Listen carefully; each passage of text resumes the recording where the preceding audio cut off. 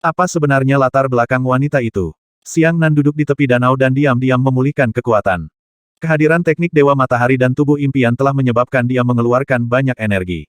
Meskipun ia telah memperoleh manfaat dari teknik 9 kosmos kemurnian yang kuat dan hampir menghabiskan seluruh ki astralnya, staminanya masih menjadi masalah yang harus dihadapi manusia.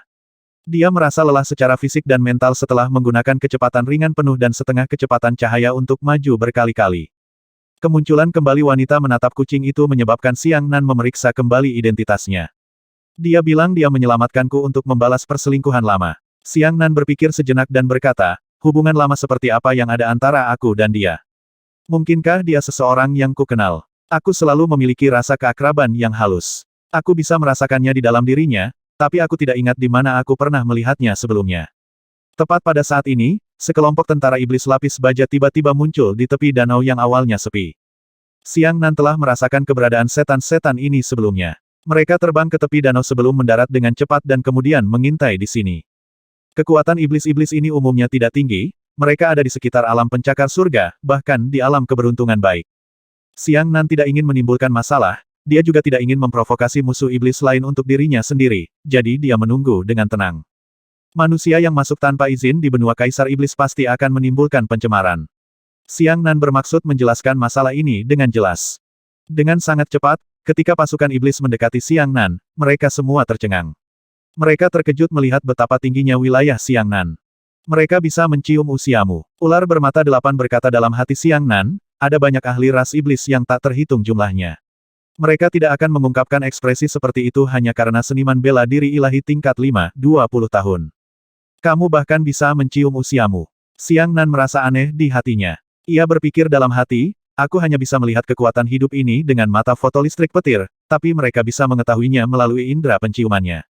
Ini benar-benar tak terbayangkan.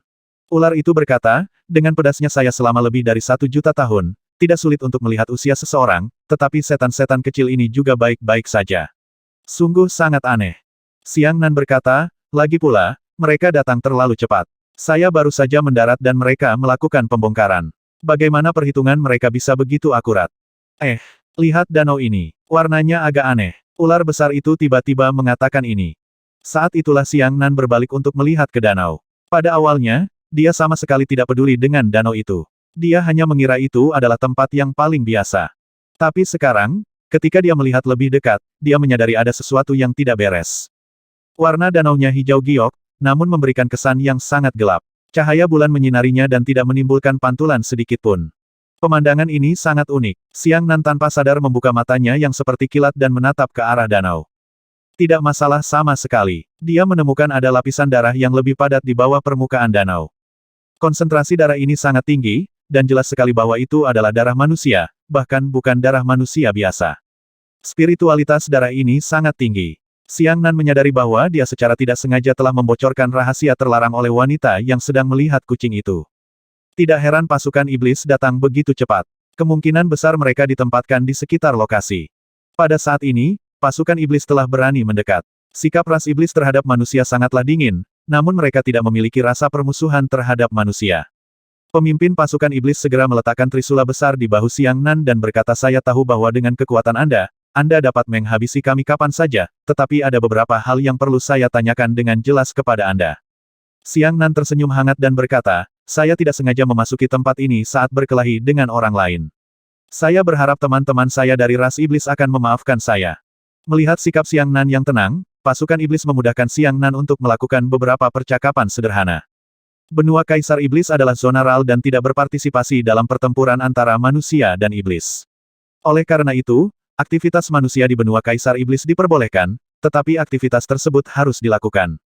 Jika manusia ingin memasuki benua Kaisar Iblis, dia harus mengajukan aplikasi ke ras iblis 1 bulan sebelumnya dan membuat catatan pendaftaran agar ras iblis dapat melacak pergerakan manusia kapan saja. Pada saat yang sama, manusia dapat bergerak bebas di benua Kaisar Iblis. Biasanya, hanya ada 2 tipe orang yang datang ke benua Kaisar Iblis, pedagang dan seniman bela diri, jadi tidak sulit bagi pedagang untuk memahami alasan kedatangan mereka. Sedangkan untuk seniman bela diri, mereka biasanya mencari ramuan dan membuat ramuan spiritual khusus di benua Kaisar Iblis. Selain 2 manusia normal ini, ada juga tipe orang ketiga, yaitu orang buangan.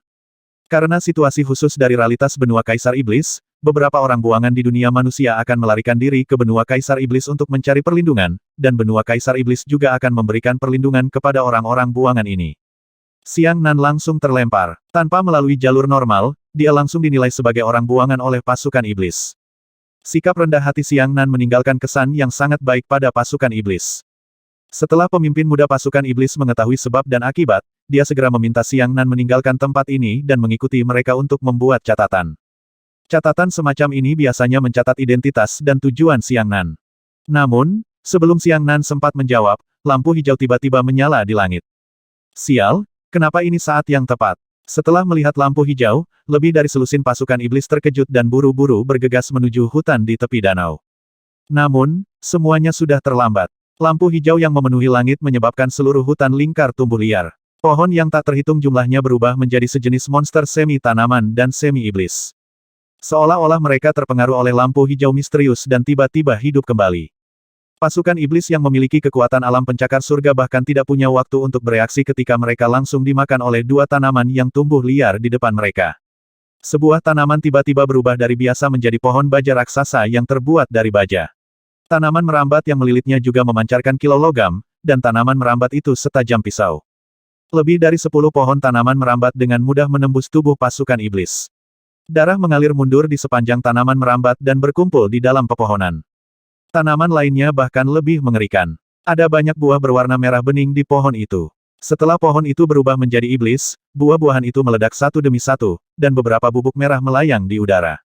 Semua prajurit iblis yang menghirup bubuk itu mencubit leher mereka, mata mereka melotot, dan kemudian mereka mati lemas. Xiang Nan juga mencium bau bubuk merah. Hatinya bergetar, tetapi dia mendapati dirinya baik-baik saja. Namun, saat dia mencium bedak tersebut, perasaan tercekik muncul, dan perasaan itu lenyap dalam sekejap. Xiang Nan tahu ini karena dia sudah kebal terhadap semua racun. Untuk mengekstrak darah naga sejati dari tubuh Xiang Nan, Patua Moling dapat dikatakan telah menggunakan semua racun aneh di dunia pada tubuh Xiang Nan, sehingga dia memiliki ketahanan yang tak tertandingi terhadap racun tersebut. Serangan pohon intan terhadap Xiang Nan masih tidak efektif. Jika seseorang harus mengklasifikasikan naga juga, mereka pasti termasuk dalam cabang ras iblis. Mereka hanyalah garis keturunan Kaisar Monster Aceh. Xiang Nan memiliki 3 bagian tubuh naga di tubuhnya, dan itu memiliki efek jera yang mengerikan pada sebagian besar ras iblis. Setelah pohon anggur berlian menghantam tubuh Xiang Nan, kekuatan iblisnya langsung dipantulkan kembali oleh tubuh Xiang Nan, menyebabkan pohon iblis itu sendiri roboh menjadi potongan-potongan kayu. Sebelum Xiang Nan sempat memikirkan alasan semua ini, dia melihat seorang wanita buru-buru terbang ke danau dari lampu hijau. Ranah wanita itu sangat tinggi. Menurut pandangan sekilas Xiang Nan, dia setidaknya harus berada di atas alam kesengsaraan surgawi. Kekuatan seseorang pada level ini hampir sama dengan Master Sekte Velurium. Xiang Nan tidak tahu bagaimana menghadapi situasi yang tiba-tiba ini. Dia bisa saja melarikan diri. Dengan kekuatan wanita itu, dia pasti bisa menyusulnya dalam sekejap. Apalagi Xiang Nan masih dalam kondisi lemah. Wanita itu juga melihat Xiang Nan. Ekspresi aneh muncul di matanya, tapi sepertinya dia memiliki hal yang lebih penting untuk dilakukan, jadi dia tidak punya waktu untuk memperhatikan Xiang Nan.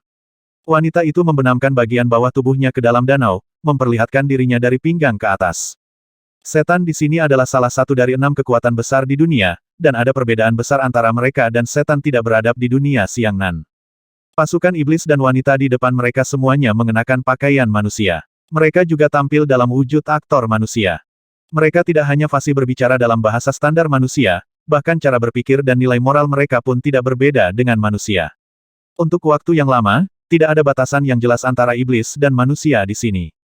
Kedua belah pihak saling berinteraksi sehingga menghasilkan kesatuan budaya dan filsafat yang tinggi. Itu juga karena kekaguman mereka terhadap budaya manusia sehingga para iblis merasa tidak peduli terhadap manusia yang seharusnya mereka benci. Mereka tidak akan bergabung dengan setan untuk memusnahkan manusia. Saat ini, wanita itu masih menatap Xiang Nan.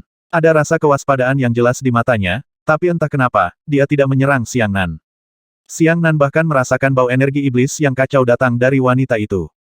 Danau mulai mendidih. Darah kental yang mengendap di permukaan danau menggulung dan menguap karena suhu tinggi menjadi kabut merah yang menyelimuti wanita itu.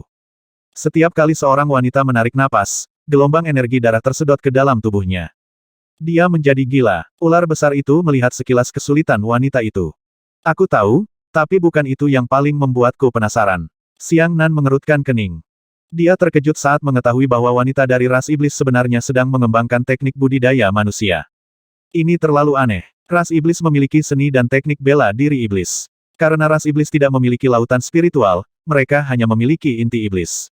Oleh karena itu, seni dan teknik bela diri manusia tidak cocok untuk mereka. Alasannya adalah karena keterampilan bela diri manusia diciptakan dari struktur meridian manusia. Jika ras iblis berkembang biak, akan ada berbagai masalah yang tidak terduga. Danau ini seharusnya sudah dipersiapkan sebelumnya. Pasukan iblis dari sebelumnya seharusnya adalah bawahannya. Ular besar itu sudah memikirkan garis besarnya. Wanita ini jelas sering jatuh ke dalam keadaan gila, atau mungkin dia mengalami semacam hambatan dalam kultivasinya. Alhasil, setiap kali menemui masalah, ia akan bergegas ke danau ini untuk bercocok tanam. Lampu hijau yang memenuhi langit barusan bukanlah sesuatu yang dia ingin lepaskan dari pasukan iblis, tapi itu adalah sesuatu yang dia tidak bisa kendalikan sendiri. Itulah sebabnya pasukan iblis berkata, pasti sekarang.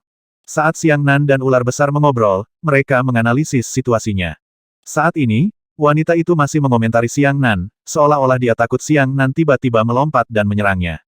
Di dalam kabut darah yang tebal, mata wanita itu seperti dua lampu hijau. Mereka menembus kabut dengan terang dan berubah menjadi dua pilar cahaya hijau yang menyinari tubuh Xiang Nan. Sosok persis wanita itu sudah tertutup kabut, tapi kedua matanya sangat besar. Diameter tiap bola mata hampir sama dengan rumah. Ular bermata 8 tiba-tiba tertawa, jadi itu adalah anak dari ras ular. Ular besar adalah ular iblis dari jutaan tahun yang lalu, jadi ia harus dianggap sebagai salah satu nenek moyang ras ular. Xiang Nan menggunakan mata fotolistrik petirnya untuk menyelidikinya, dan segera menemukan tubuh asli wanita itu. Itu adalah ular hitam dengan dua sayap berdaging yang tampak seperti sayap yang tumbuh di atas kepalanya. Namun, dia jelas sedang dalam masalah besar. Energi iblis di tubuhnya terus menyebar, menyebabkan hutan di sekitarnya menjadi lebih menakutkan. Pohon-pohon iblis bahkan mulai berlarian di tanah, beberapa di antaranya langsung menyerang Xiang Nan. Usir mereka, Xiang Nan berkata dengan tidak sabar. Ular bermata 8 segera melepaskan gelombang tekanan, menyebabkan semua pohon merangkak di tanah dalam sekejap. Wanita di tengah danau tampaknya perlahan-lahan menjadi stabil saat dia menyerap energi darah. Energi iblisnya yang kacau mulai bergerak menuju keseimbangan. Pada saat ini, seberkas cahaya hitam muncul di langit. Wanita lain dengan gaun hitam panjang tiba-tiba muncul di langit. Dia tertawa keras pada wanita di tengah danau, Sue Fei, mari kita lihat kemana tujuanmu kali ini. Wanita berpakaian hitam itu mengguncang tubuhnya dan berubah menjadi rubah iblis berekor 9 yang menembus langit dan bumi. 9 ekornya mampu menahan langit, seolah-olah menopang 9 pilar antara langit dan bumi. Benda ini telah mencapai alam ekor 9. Bocah Xiang Nan, jangan bertindak gegabah. Jika kamu melarikan diri, rubah iblis ekor 9 mungkin akan segera menyerangmu. Ular itu memperingatkan. Xiang Nan juga tahu bahwa situasinya mendesak. Tindakan apapun yang diambilnya dapat menyebabkan rubah iblis ekor 9 salah paham. Hal paling bijaksana untuk dilakukan adalah tidak bergerak sama sekali. Wanita di danau itu berteriak, rubah bau, kamu benar-benar punya nyali. Kamu benar-benar berani berinisiatif mengejarku. Rubah iblis ekor 9 raksasa tertawa dengan aneh, saudari Sue Fei. Kamu telah mengejarku selama 30 tahun. Sekarang, aku akhirnya menunggu kesempatan bagus. Dengan patuh terima saja nasibmu. Setelah mengatakan itu, rubah iblis ekor 9 tiba-tiba menembakkan cahaya hitam ke arah ular hitam di danau. Saat cahaya hitam menerpa gadis ular di danau, dia mendengar teriakan menyayat hati dari gadis ular itu. Kondisi gadis ular yang hendak tenang kembali memburuk. Teriakan ini bergema di langit, segera menarik banyak ular. Ular hitam dalam yang tak terhitung jumlahnya terbang dari segala arah, masing-masing memegang senjata di tangan mereka saat mereka melancarkan serangan yang mengancam jiwa di rubah iblis ekor 9. Rubah iblis ekor 9 tersenyum galak, ular hitam kecil, kamu berani datang ke depan nenek rubahmu dan bertingkah liar. Salah satu ekor rubah iblis ekor 9 berayun dengan tiba-tiba, menyebabkan udara dingin memenuhi langit, membekukan ribuan ular hitam menjadi patung es. Dengan jentikan ekor keduanya, api memenuhi langit, membakar ribuan ular hitam menjadi abu. Ekor ketiga adalah angin. Bila angin yang tajam menyapu sebagian besar ular hitam hingga mati, dan ekornya adalah bumi, mengubah lebih banyak lagi ular hitam menjadi pasir. Dia menghabisi orang-orang yang membantai ras ular, sementara wanita ular di danau meraung dengan marah, rubah busuk, kamu mendekati kematian. Gadis ular itu tiba-tiba melompat dan menjelma menjadi ular piton yang menjulang tinggi. Ia benar-benar menggigit ekor api rubah iblis ekor 9 dengan kaca. Rubah iblis ekor 9 tidak hanya terkejut dan marah, tapi bahkan sangat gembira. Hahaha, bagus, akhirnya mematahkan kultivasimu. Adikku Sue Fei, kamu bisa tinggal di sini dan menunggu kematian. Setelah mengatakan itu, rubah iblis ekor 9 segera berubah menjadi seberkas cahaya hitam dan menghilang. Melihat gadis ular, dia berada dalam kondisi yang mengerikan. Ketika dia menggunakan kultivasinya untuk menenangkan obsesinya terhadap iblis, dia menyerang dengan paksa, menyebabkan api iblis menyerang jantungnya dan langsung menghancurkan teknik kultivasinya. Seluruh tubuh gadis ular tiba-tiba terbakar. Seluruh tubuhnya bertepuk tangan dan berteriak sedih di lautan api yang dia nyalakan. Perlombaan ular bergegas maju dengan panik. Mereka semua menabrak wanita ular tanpa ragu-ragu. Setiap anggota ras ular meledak ketika mereka bertabrakan dengan tubuh gadis ular, menyebar menjadi aura iblis. Aura iblis mengalir ke dalam tubuh gadis ular untuk membantunya melawan api iblis. 1, 10, 100, 1000, 10.000. Anggota klan ras ular yang tak terhitung jumlahnya tidak takut mati sama sekali. Mereka menggunakan hidup mereka sendiri untuk memperbarui kehidupan gadis ular. Meskipun ini tidak ada gunanya, setiap kali klan ras ular terbunuh, mereka hanya bisa bertahan paling lama dalam waktu singkat. Tapi mereka tidak berhenti. Adegan tragis dan menyedihkan tersebut mengejutkan Xiang Nan. Ayo ayo, gadis ular itu berteriak, jangan mendekat, jangan khawatirkan aku lagi, pergi. Seekor ular tua mengangkat tangannya tinggi-tinggi dan berkata, Rajaku, kami bersedia menggunakan api kehidupan untuk menerangi kemuliaan Anda. Kami tidak pernah menyesalinya, kami juga tidak akan menyesalinya. Dengan itu, mata ular tua itu berubah menjadi lampu hijau sepanjang 1000 meter dan lebar ratusan meter dan menghantam tubuh wanita ular itu dengan dentuman keras. Petapa bela diri. Murid Xiang Nan menyusut. Ular tua itu sebenarnya adalah ahli lapisan kelima Martial Saint. Namun, dia dibunuh begitu saja oleh gadis ular. Lampu hijau tiba-tiba muncul di langit, menyelimuti gadis ular itu, membuatnya menjadi gila. Segera, dia mendapat banyak perhatian. Gadis ular berteriak sedih. Setetes di ember, Xiang Nan menggelengkan kepalanya dan berkata, gadis ular itu sedang dibakar oleh kekuatan iblisnya sendiri. Kekuatan iblis ini berasal dari alam kesengsaraan surgawi. Ular bela diri tua itu tadi hanya bisa memadamkan sebagian api hati iblis untuk sementara. Ia tidak bisa ditekan sama sekali. Setelah beberapa saat, wanita ular itu masih akan mati. Nak Xiang Nan, ini kesempatan bagus. Cepat lari, kata ular bermata 8. Namun Xiang Nan tidak bergerak. Dia menatap lekat-lekat ke arah gadis ular dan menyaksikan dengan matanya sendiri tindakan tragis ras ular demi menyelamatkan harapan besar itu. Xiang Nan adalah orang yang nostalgia. Dao Heart-nya telah memutuskan bahwa dia adalah manusia. Tidak ada sikap dingin atau kejam orang lain. Dia memikirkan Ratu Gurun, yang juga merupakan raja cabang dari ras ular. Ratu Gurun memperlakukan Xiang Nan dengan sangat baik, dan Xiang Nan selalu mengingat perasaan ini. Meskipun dia tahu bahwa ras ular gurun berbeda dari ras ular misterius, dan bahwa wanita ular dan Ratu Gurun bahkan tidak mengenal satu sama lain, Xiang Nan tidak bisa berdiam diri. Kalian semua, pergi. Kalau tidak, aku akan menghancurkan diriku sendiri sekarang. Teriak gadis ular. Semua ras ular mulai menangis. Mereka berlutut di langit dan bersujud 3 kali kepada gadis ular itu sebelum berbalik dan pergi dengan sangat sedih. Akhirnya, semuanya berakhir. Gadis ular menghela nafas, suaranya membawa rasa lega karena kematian sudah dekat. Xiang Nan tiba-tiba berkata, saya sudah memikirkan bagaimana cara membantu Anda. Selanjutnya, saya akan membantu Anda mengatasi bencana ini. Aku tidak akan melukaimu. Kalau tidak, yang perlu aku lakukan hanyalah menyaksikanmu dibakar sampai mati oleh api hati iblis. Dengan itu, Xiang Nan maju selangkah, dan hantu Buddha yang berdiri muncul di belakangnya.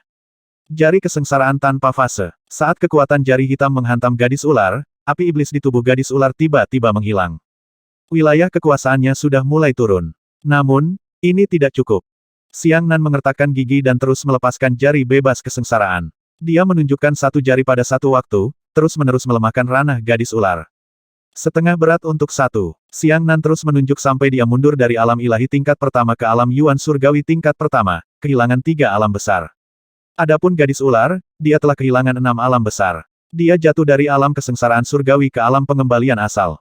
Penurunan mendadak dalam ranah kultivasinya menyebabkan gadis ular menjadi gila dan segera tertahan.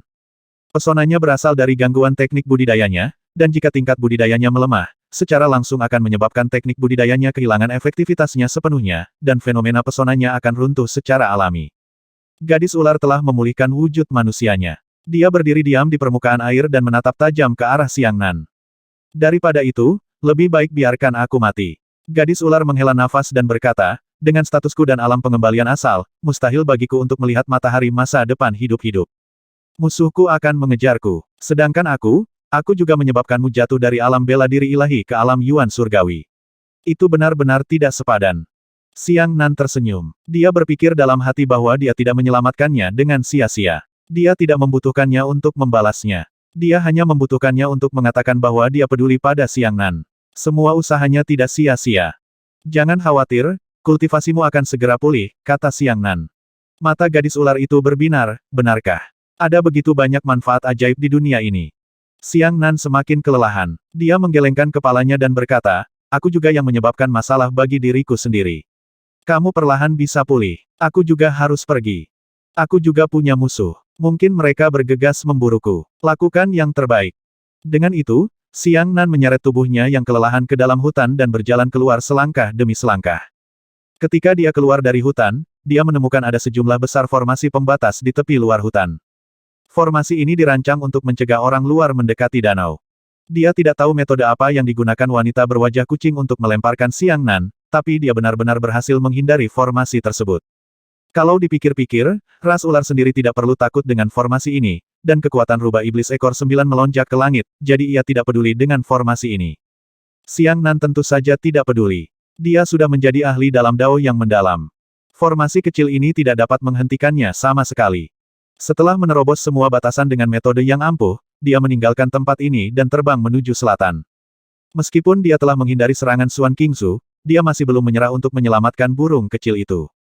Dia masih ingin menuju ke selatan dan kembali ke benua Kaisar Barat. Balas dendam pada Sekte Alam. Nak Xiang Nan, aku punya pertanyaan. Beritahu saya, kata Xiang Nan.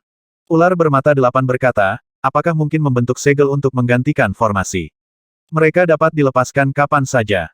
Xiang Nan tersenyum dan berkata, saya mengerti maksud Anda. Apakah Anda mencoba mengatakan bahwa seni ilahi Tai saya telah diatur terlalu lama? Ular itu berkata, saya tidak mengacu pada seni ilahi Tai. Seni ilahi Tai Anda adalah teknik berkelanjutan yang hanya dapat dilakukan dalam bentuk formasi.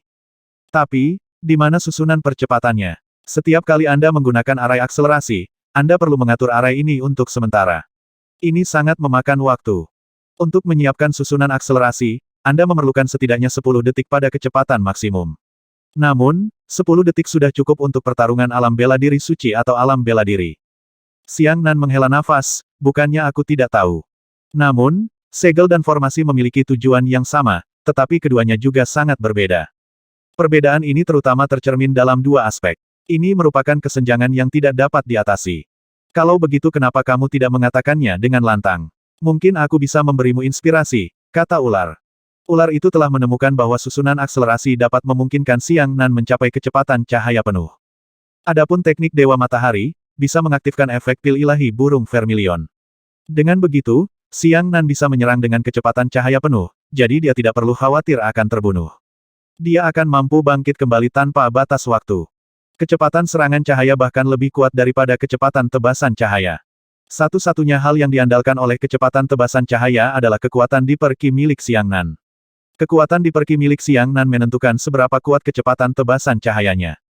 Namun, kecepatan serangan cahaya tidak hanya dapat menggunakan diperki milik Xiang Nan, tetapi juga dapat menggunakan kekuatan tubuhnya. Dengan diperki dan kekuatan tubuhnya, kerusakan yang diakibatkan oleh pukulan langsung ke musuh benar-benar tidak sebanding dengan kecepatan tebasan cahaya. Hanya dengan cara inilah Xiang Nan dapat menampilkan 3 bagian tubuh naganya yang kuat. Xiang Nan menjelaskan, perbedaan pertama adalah penyegelan dilakukan 1 kali. Setelah Anda berhasil menyegel, Anda dapat mengaktifkan kekuatan formasi sekali, tetapi hanya sekali. Tetapi formasi susunannya berbeda. Selama saya mengatur susunan percepatan, selama saya berdiri di susunan percepatan, saya akan dapat menggunakan kecepatan cahaya penuh berkali-kali. Itu memang sebuah kekurangan. Ular itu bergumam. Xiang Nan berkata, perbedaan besar kedua adalah meskipun penyegelan sangat nyaman, namun dapat digunakan kapan saja dan di mana saja. Selama saya mau, saya dapat membentuk segel, tidak seperti formasi yang perlu diatur terlebih dahulu. Tetapi masalah penyegelannya adalah terlalu lambat. Kalau formasinya kecil pasti lebih cepat daripada menyiapkan formasi secara langsung. Namun, semakin rumit formasinya maka semakin cepat pula formasinya. Ini seharusnya mudah dimengerti, bukan? Ular bermata 8 itu berkata, sangat mudah dimengerti. Lagi pula, kamu hanya punya sepasang tangan. Kalau formasinya sederhana, kedua tangan bisa diselesaikan dengan cepat, tapi kalau rumit, 2 tangan saja tidak cukup. Sepertinya langkah ini benar-benar tidak akan berhasil. Ada yang salah. Apa yang baru saja Anda katakan? Mata Xiang Nan bergerak. Saya bilang, langkah ini tidak akan berhasil. Ada apa? Kata ular besar itu. Xiang Nan buru-buru menggelengkan kepalanya, kalimat sebelumnya. Ular itu berpikir sejenak dan berkata, aku berkata, kamu hanya bisa menggunakan tanganmu. Itu benar. Xiang Nan menepuk keningnya dan berkata, aku sudah memikirkannya. Aku sangat bodoh. Bagaimana aku bisa melupakannya? Bagaimana kalau aku punya 2 tangan? Bagaimana kalau aku punya 3? Apa maksudmu? Ular besar bertanya dengan rasa ingin tahu. Lihat ini. Xiang Nan menghentikan penerbangannya dan melayang di udara. Kemudian, tubuhnya bergetar dan 2 Xiang Nan baru keluar dari kiri dan kanan. Avatar eksternal. Ular besar itu tiba-tiba berkata, saya mengerti. Avatar eksternal adalah teknik budidaya yang sangat mendasar. Xiang Nan belum pernah menggunakannya sebelumnya. Itu karena teknik budidaya jenis ini sangat berguna dalam pertarungan tingkat rendah, tetapi pertarungan tingkat tinggi menjadi iga ayam. Alasannya adalah karena semakin tinggi level pertarungan, semakin penting untuk mengontrol waktunya. Seringkali terjadi kesalahan kecil antara kedua belah pihak yang dapat menentukan hasil. Sama seperti pertarungan antara Xiang Nan dan Zhang Haiyue, keduanya memiliki kemampuan untuk saling menghabisi. Kuncinya adalah melihat siapa yang bisa menemukan peluang untuk saling memukul terlebih dahulu. Saat Xiang Nan dan Zhang Haiyue bertarung, dia benar-benar fokus pada pertempuran tersebut. Dia tidak yakin bahwa dia 100% yakin bahwa dia akan mampu menghindari serangan Zhang Haiyue dan berhasil mengenai Zhang Haiyue. Jika dia menggunakan avatarnya saat ini dan fokus pada 3 hal, dia hanya akan mendekati kematian atas inisiatifnya sendiri. Namun, masalahnya adalah avatar itu tidak harus digunakan untuk berperang. Dia juga bisa digunakan untuk membantu. Hati Xiang Nan tiba-tiba cerah. Dia berkata dengan gembira, avatarku tidak hanya dapat membantuku dengan cepat membentuk susunan percepatan, tetapi bahkan dapat membantuku menyelesaikan seni ilahi Tai. Tonton. Setelah mengatakan itu, Xiang Nan segera mengendalikan kedua avatarnya dan tiba di hadapannya. Ketiga benda tersebut disusun membentuk segitiga. Dalam benak Xiang Nan, dia dengan cepat melewatinya dan mengadaptasi susunan percepatan dari formasi menjadi gerakan tangan untuk membentuk segel. Dengan pencapaian dao mendalamnya saat ini tidaklah sulit. Kemudian, ketiga Xiang Nan membentuk segel pada saat yang bersamaan. Biasanya, kecepatan maksimum untuk menyiapkan susunan adalah 10 detik, sedangkan membentuk segel dengan 2 tangan akan memakan waktu 25 detik. Namun, bukan 8 detik bagi ke-6 tangan itu untuk membentuk segel pada saat yang sama, melainkan 1 detik. Sama seperti seseorang yang memutar sempoa, 2 tangan memutar sempoa, keseluruhan prosesnya mungkin memakan waktu 10 detik, 20 detik. Namun, dengan 6 tangan yang bergerak bersamaan, 10, 100, 1000, 10.000, atau bahkan 100.000 di antaranya dapat diselesaikan dalam sekejap. Secara teori, tidak butuh waktu sedetik pun bagi ketiga Xiang Nan untuk membentuk segel bersama. Namun, gerakan tangannya membutuhkan waktu setidaknya 1 detik. Ini adalah kecepatan tercepat bagi mereka bertiga untuk menyegel pada saat yang bersamaan. Kesuksesan. Mata Xiang Nan berbinar. Arai akselerasi memang berhasil. Hanya dalam sedetik, ia telah menyelesaikan rangkaian akselerasi yang rumit. Dia melambaikan tangannya dan cahaya pedang melesat ke arah cakrawala dengan kecepatan cahaya penuh. Namun, metode penyegelan ini hanya dilakukan 1 kali saja. Jika dia ingin melakukan tebasan cahaya kecepatan kedua, dia harus menyegelnya lagi. Kecepatan yang sangat cepat, menghilangkan cacat yang hanya terjadi 1 kali. Xiang Nan berkata dengan penuh semangat. Karena ini bisa berhasil, maka aku bisa mengeluarkan Azure Dragon-ku dan menggunakannya lagi. Azure Dragon yang melaut adalah muatan yang sangat dangkal, tapi bagaimana jika itu meningkatkan muatannya hingga kecepatan cahaya? Sungguh kekuatan destruktif yang mengerikan. Hal yang paling menakutkan adalah Azure Dragon tidak hanya menggunakan astral ki-nya, kekuatan fisiknya, tetapi juga pedangnya. Mari kita lihat seni ilahi Tai lagi. Xiang Nan membuat diagram ki benar yang luas di tanah. Ada 18 bintang pada diagram ki benar. Setelah itu, Xiang Nan berdiri di luar formasi dan mengirimkan avatar untuk berenang di 18 pel. Akibatnya, bila patah benar-benar muncul di atas kepala Xiang Nan. Ini ular bermata 8 tercengang. Di masa depan, kamu bisa bertarung sambil membiarkan avatarmu menjelajahi formasi. Xiang Nan tertawa terbahak-bahak, hal yang paling menakjubkan adalah avatar saya tidak perlu melakukan gerakan rumit apapun. Ia hanya berjalan secara mekanis dari mata bintang pertama ke mata bintang ke-18, lalu berjalan bolak-balik seperti ini. Ini adalah jenis jalan yang paling sederhana. Tidak melibatkan perhitungan atau gerakan yang rumit. Tidak akan mengganggu saya sama sekali. Luar biasa. Puji ular bermata 8. Xiang Nan berkata terima kasih atas pengingat Anda, saya telah menjaga inkarnasi dari sebuah teknik kultivasi, tetapi saya belum dapat memanfaatkannya dengan baik. Ini benar-benar menyia-nyiakan harta surgawi.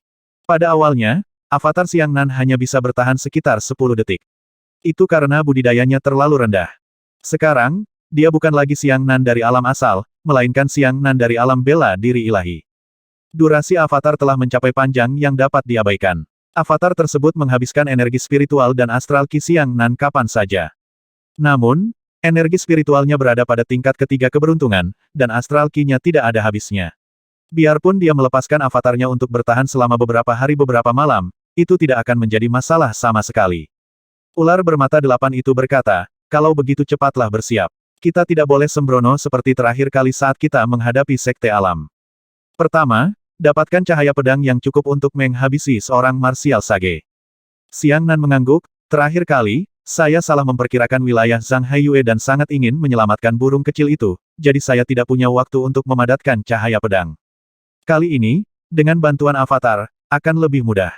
Oleh karena itu, Xiang Nan memasang diagram Qi benar yang luas di tanah, dan kemudian membiarkan avatarnya berenang di diagram Qi benar. Cahaya pedang di atas kepalanya mulai meningkat. Apakah kamu tahu apa yang aku pikirkan? Kata ular besar itu. Apa? Xiang Nan bertanya. Jangan tanya, kata ular itu. Terbang ke selatan. Xiang Nan mengangguk, lalu berubah menjadi seberkas cahaya dan terbang menuju selatan. 10.000 li kemudian, ular besar itu bertanya kepada Xiang Nan apa yang dia rasakan, dan Xiang Nan menggelengkan kepalanya dengan hampa. Terbang lagi. 20.000 li kemudian, ular besar itu bertanya lagi, tapi Xiang Nan masih bingung. 30.000 li, 40.000 li, 50.000 li. Aku tahu. Xiang Nan menepuk keningnya dan berkata, jarak tempuh 50.000 kilometer. Avatarku masih hidup. Xiang Nan saat ini sudah berada di alam bela diri ilahi, dan jangkauan persepsinya telah mencapai batasnya. Jaraknya hampir 50.000 li. Dengan kata lain, meski dia berada sangat jauh dari avatarnya, dia masih bisa menjaga kontak dengannya. Ular itu berkata, kamu bisa melepaskan sebuah avatar dan membiarkannya mengikutimu. Selama kamu membutuhkannya, biarkan dia membuat diagram energi alam yang jaraknya 50.000 km dan melakukan perjalanan dengan cepat. Dan 50.000 mil jauhnya, saat kamu bertarung melawan musuh, kamu bisa langsung menikmati cahaya pedang yang dibawa oleh diagram energi alam. Belum lagi, kamu tidak takut musuh akan memperhatikan gerakan kecilmu. Xiang Nan tersenyum dan berkata, itu benar-benar kamu. Ular itu berkata, menurutmu apakah aku hidup sia-sia selama 1 juta tahun? Namun, metode serangan normalmu masih terlalu sedikit. Kamu tidak bisa menyerang dengan kecepatan cahaya saat melihat seseorang, kan? Kamu tidak bisa begitu saja menghadapi musuh dengan ranah kultivasi yang lebih tinggi dan melepaskan cahaya pedang alam. Diagram energi. Ini terlalu boros. Bagaimana jika kamu menghabisi seorang martial saint dengan cahaya pedangmu dan kemudian martial saint lainnya melompat keluar? Ya, aku juga sudah memikirkan hal ini, kata Xiang Nan. Bagaimana dengan teknik pedang naga merah? Ular besar itu bertanya. Xiang Nan berkata, Zhang Haiyue merampas panduan pedang dari manual pedang. Namun, saya telah memeriksa keaslian manual pedang sebelumnya dan telah menghafal semua manual pedang di hati saya. Ular itu berkata, musuhmu saat ini bukan hanya sekte alam, tapi juga klan Bai dan sekte penyelamat dunia. Sebaiknya kau segera berlatih teknik pedang naga merah. Karena alasan itulah teknik pedang naga merah terlalu sulit untuk dikembangkan, dan Xiang Nan telah mencoba menyelamatkan burung pipit kecil di masa lalu, tetapi dia telah tertunda untuk waktu yang lama. Namun kini, tampaknya kekuatan sekte alam telah melampaui prediksi Xiang Nan. Jika dia pergi mencarinya sebelum dia meningkatkan kekuatannya, kemungkinan besar dia akan sia-sia. Kalau begitu berlatihlah. Pertajam pedangmu dan jangan salah memotong kayu bakar. Xiang Nan melirik ke arah selatan dan berkata, burung pipit kecil, jika kamu menunggu dengan sabar lebih lama lagi, aku pasti akan datang dan menyelamatkanmu. 50.000 pengecualian. Avatarnya berenang dengan tertib melalui diagram energi alam, sementara tubuh asli Xiang Nan punya waktu untuk mempelajari teknik pedang naga merah. Ada kelemahan lain pada avatarnya, yaitu avatarnya saat ini tidak memiliki tubuh naga 3 bagian. Dia sangat rapuh. Bahkan Patua Moling tidak mampu memisahkan darah naga di tubuh Xiang Nan. Teknik budidaya semacam ini tidak dapat digunakan pada avatar luarnya. Avatar eksternal hanya memiliki kualitas fisik dasar Xiang Nan. Pada saat ini, Xiang Nan sedang membaca mantra seni pedang naga merah di dalam hatinya.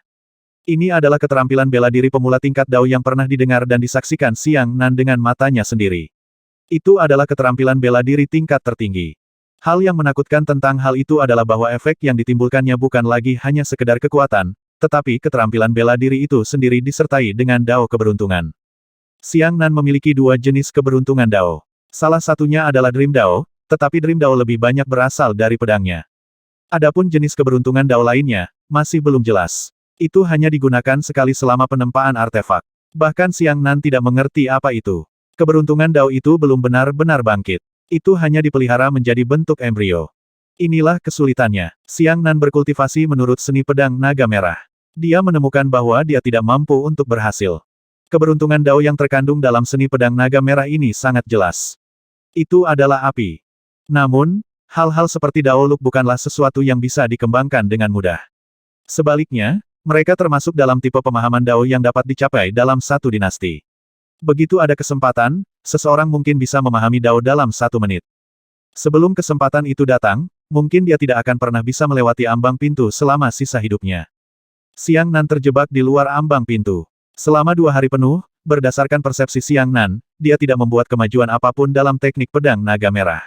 Bahkan tidak satu kata pun mantra yang bisa dipraktikkan. Keberuntungan Dao adalah dasar dari panduan pedang ini. Jika seseorang tidak dapat memahami keberuntungan Dao api dari keterampilan bela diri, itu setara dengan 0. Xiang Nan menghela nafas. Dia sudah punya niat untuk menyerah. Ular besar itu juga berkata, kamu bahkan tidak bisa melatih pukulan besar seperti Master Sekte Velurium. Terlihat betapa sulitnya itu. Teknik pedang naga merah diciptakan oleh Master Sekte Velurium dan Kaisar Selatan, bahkan bukan pendirinya. Terutama Master Sekte Velurium, yang terlihat sinis, sebenarnya adalah orang yang sangat bijaksana. Berdasarkan hal ini, Xiang Nan hampir menyerah pada teknik pedang naga merah. Saat ini, lampu hijau tiba-tiba muncul di kejauhan. Tiba-tiba, lampu hijau mendarat di samping Xiang Nan, menjelma menjadi gadis ular di danau. Saat ini, dia hampir pulih. Auranya stabil, dan wilayahnya telah kembali normal. Xiang Nan tersenyum, melihat senior pulih ke keadaan semula, junior ini merasa lega. Gadis ular itu tersenyum dan berkata, kamu benar-benar bocah manusia yang berbeda. Hatimu sehangat matahari. Namun, ada niat menghabisi yang kuat di tubuhmu. Bagaimana caramu mempertahankan hati yang berapi-api dan terbuka selama kehidupan pembantaian ini? Xiang Nan berkata, mungkin, pada awalnya saya adalah orang yang tidak tahu harus berbuat apa. Gadis ular itu berkata, kamu menyelamatkan hidupku, tapi aku tidak tahu bagaimana membalasnya. Harta kami tidak berguna bagi kalian manusia. Ini, kamu bisa menyimpannya sebagai oleh-oleh. Saat dia berbicara, gadis ular itu mengibaskan ekor merahnya. Xiang Nan menangkapnya dan bertanya dengan rasa ingin tahu, bukankah ini ekor api dari rubah iblis ekor 9? Gadis ular berkata, jika Anda punya waktu, datanglah ke perlombaan ular kami sebagai tamu. Namun, saya harus kembali sekarang. Ada beberapa manusia yang bersiap untuk memberi penghormatan kepada saya. Pada saat itu, kekurangan saya dalam teknik budidaya akan ditebus. Setelah mengatakan itu, gadis ular berbalik dan terbang. Xiang Nan memegangi ekor rubah, dan kilatan cahaya spiritual tiba-tiba melintas di benaknya. Sepertinya ada keberuntungan api Dao di ekor ini. Rubah adalah yang paling cenayang. Katakan padaku, bisakah aku memahami nasib api melalui ekor ini? Apa yang ingin kamu pahami? Kamu adalah manusia, bukan iblis. Bagaimana kamu bisa memahaminya? Kata ular besar itu. Xiang Nan tersenyum, aku hanya mengatakannya dengan santai. Ular besar itu berkata, biarkan aku memakannya. Ah, makan, kata Xiang Nanqi. Ular itu berkata, kamu telah melupakan identitasku. Kamu bukan iblis, tetapi aku adalah iblis. Setelah memakan ekor ini, aku akan dapat memahami keberuntungan daunnya. Aku akan mengubah kemampuan ini menjadi kilat dan meminjamkannya padamu. Ini, bisakah ini berhasil? Xiang Nan melepaskan ular besar itu. Ular besar itu menelan ekornya dan berkata, Saoki. Saoki sangat buruk. Xiang Nan berkata, cepat dan cobalah. Lihat apakah kamu bisa memberikanku keberuntungan Dao. Ular itu berkata, kamu tidak bisa langsung melewatinya. Saya hanya bisa meminjamkannya kepadamu. Selanjutnya, kamu harus mengoperasikan 9 transformasi guntur. Jika tidak, kamu tidak akan bisa meminjamnya. Xiang Nan segera mengaktifkan 9 transformasi guntur, lalu ular itu melompat ke lengan kiri Xiang Nan dan berubah menjadi tato. Kemudian, Xiang Nan merasakan kekuatan aneh muncul. Tato berbentuk ular di lengan kirinya mulai bersinar. Kesuksesan, Xiang Nan berkata dengan gembira, aku bisa merasakan keberuntungan api Daomu. Saat dia berbicara, Xiang Nan segera mengedarkan mantra seni pedang naga merah. Itu memang mungkin. Dia melambaikan tangannya dan mematikan lampu pedang yang menyala. Cahaya pedang yang menyala-nyala menyapu bumi, dan kemanapun ia melewatinya, mengganggu udara dan energi unsur api di bumi. Kemanapun cahaya pedang lewat, semuanya menguap. Suhu yang sangat tinggi mata Xiang Nan melebar karena terkejut. Suhunya sangat tinggi hingga setara dengan nafas naga yang disemprotkan oleh naga api. Tidak heran jika disebut teknik pedang naga merah. 9 transformasi guntur memang hebat. Ular itu juga menghela nafas. Teknik semacam ini sebenarnya dapat digunakan pada keterampilan bela diri lainnya dan menjadi dasar dari keterampilan bela diri lainnya. Kekayaan berharga yang ditinggalkan oleh Raja Bela Diri Guntur Surgawi belum sepenuhnya digali hingga hari ini. 9 transformasi yang mengejutkan, mampu meminjam Daoluk. Ini adalah sesuatu yang bahkan tidak terpikirkan oleh Xiang Nan. Teknik pedang naga merah telah berhasil. Bahkan jika itu setengah berhasil, dia harus meminjam bantuan ular bermata 8 setiap kali dia menggunakannya di masa depan. Dia juga harus menggunakan 9 transformasi guntur sebagai teknik budidaya dan teknik pedang naga merah sebagai keterampilan bela diri. Pada saat ini, cahaya pedang dari seni ilahi Tai juga telah memadat ke tingkat Martial Saint. Xiang Nan segera menghentikan avatarnya dan langsung menghancurkan diagram energi alam. Paling-paling, cahaya pedang hanya bisa memadat sejauh ini. Bahkan, bisa saja terus menguat. Namun, itu sudah melampaui seluruh wilayah Xiang Nanyi. Cahaya pedang yang dipancarkan oleh Xiang Nan, yang setara dengan Martial Saint tingkat pertama, tidak dapat diserap oleh cermin Mingyue Haotian jika terus menguat. Cahaya pedang ini harus diserap ke dalam cermin Haotian. Jika Xiang Nan meninggalkan formasi, cahaya pedang akan melemah puluhan kali per detik. Secara teori, jika Xiang Nan dengan paksa membiarkan avatarnya tetap berada di diagram energi alam, maka cahaya pedang di atas tubuh aslinya akan tetap ada dan tidak akan melemah. Namun, tindakan itu sangat tidak bijaksana. Di atas kepala Xiang Nan, ada cahaya pedang yang menantang surga melayang di atasnya kapan saja. Seolah-olah dia sedang mengarahkan anak panah besar ke kepalanya dan memberitahu semua orang di dunia, lihat, Xiang Nan ada di sini. Xiang Nan menyimpan cahaya pedang di cermin Haotian dan merasa lebih percaya diri di dalam hatinya. Setidaknya, bertemu Xuan Qingzu bukan lagi situasi kematian. Xiang Nan tidak tahu apakah cahaya pedang ini dapat menghabisi Xuan Qingzu, tapi dia berpikir ada kemungkinan 50% bahwa itu tidak akan berhasil. Lampu pedang ini tidak memiliki kemampuan khusus. Itu hanya cahaya pedang biasa. Itu hanya setara dengan Xiang Nan, yang berada di tingkat pertama tahap malaikat bela diri. Satu-satunya perbedaan adalah ia dapat diberkati dengan kecepatan cahaya penuh. Xuan Qingzu sudah berada di alam Martial Saint tingkat pertama. Di alam yang sama, Xiang Nan yakin bisa mengalahkan Xuan Qingzu. Namun, jika dia hanya menggunakan satu gerakan untuk menang, peluangnya untuk menang kecil. Untungnya, Xiang Nan juga telah menguasai teknik pedang naga merah, yang meningkatkan kepercayaan dirinya secara signifikan. Setelah melakukan segala persiapan, Xiang Nan segera bergegas menuju kota perbatasan dinasti Smoke Beacon tanpa henti. Hutan tak berujung masih memiliki petir ilahi pemusnahan dunia yang menunggu Xiang Nan untuk mengambilnya kapan saja. Namun, nyawa burung kecil itu dipertaruhkan, dan avatar Xiang Nan benar-benar tidak berguna. Dia sudah memutuskan bahwa begitu dia menyelamatkan burung kecil itu, dia akan segera berangkat ke hutan tanpa akhir. Untungnya, hanya ada satu laut Kaisar Iblis antara benua Kaisar Iblis dan benua Kaisar Barat. Xiang Nan maju dengan kecepatan penuh, berharap ketika dia tiba di benua Kaisar Barat, Zhang Haiyue belum pergi, dan wanita berwajah kucing itu belum membawa pergi Guan Xiao. Dia langsung menggunakan lompatan spasial untuk bergerak maju. Setiap lompatan memerlukan kendali arah yang tepat, mengendalikan rentang lompatan hingga sekitar 5 juta kilometer. Setelah beberapa lompatan berturut-turut, ia melakukan gerakan break point jarak jauh. 20 juta mil berlalu dengan cepat. Pada saat yang sama, Xiang Nan merasa sangat terkejut di dalam hatinya. Dia tidak menyangka wanita berwajah kucing itu akan membuangnya sejauh ini. Dia selalu berpikir bahwa dia seharusnya berada di perbatasan benua Kaisar Iblis. Namun jika dilihat dari jarak 20 juta kilometer, wanita berwajah kucing itu sebenarnya telah melemparkan Xiang Nan dari perbatasan benua Kaisar Barat ke daerah yang dekat dengan inti benua Kaisar Iblis. Kekuatan lemparan seperti ini membuat Xiang Nan merasa tidak terbayangkan. Jalankan Xiang Nan sejauh 20 juta kilometer sekaligus. Selain itu, dia tidak mampu melukai Xiang Nan. Metode brilian macam apa ini? Setelah sampai di kota, Xiang Nan segera merasakan aura Xuan Qingzu dan ingin mengetahui apakah dia masih di sini. Jika dia masih di sini, Xiang Nan siap melawannya kapan saja. Namun, berdasarkan persepsinya, dia tidak menemukan apapun. Pada saat ini, sebuah berita membuat Xiang Nan menemukan hal lain. Pernikahan antara Xuan Qingzu dan Bai Wudao akan diadakan setengah tahun lagi.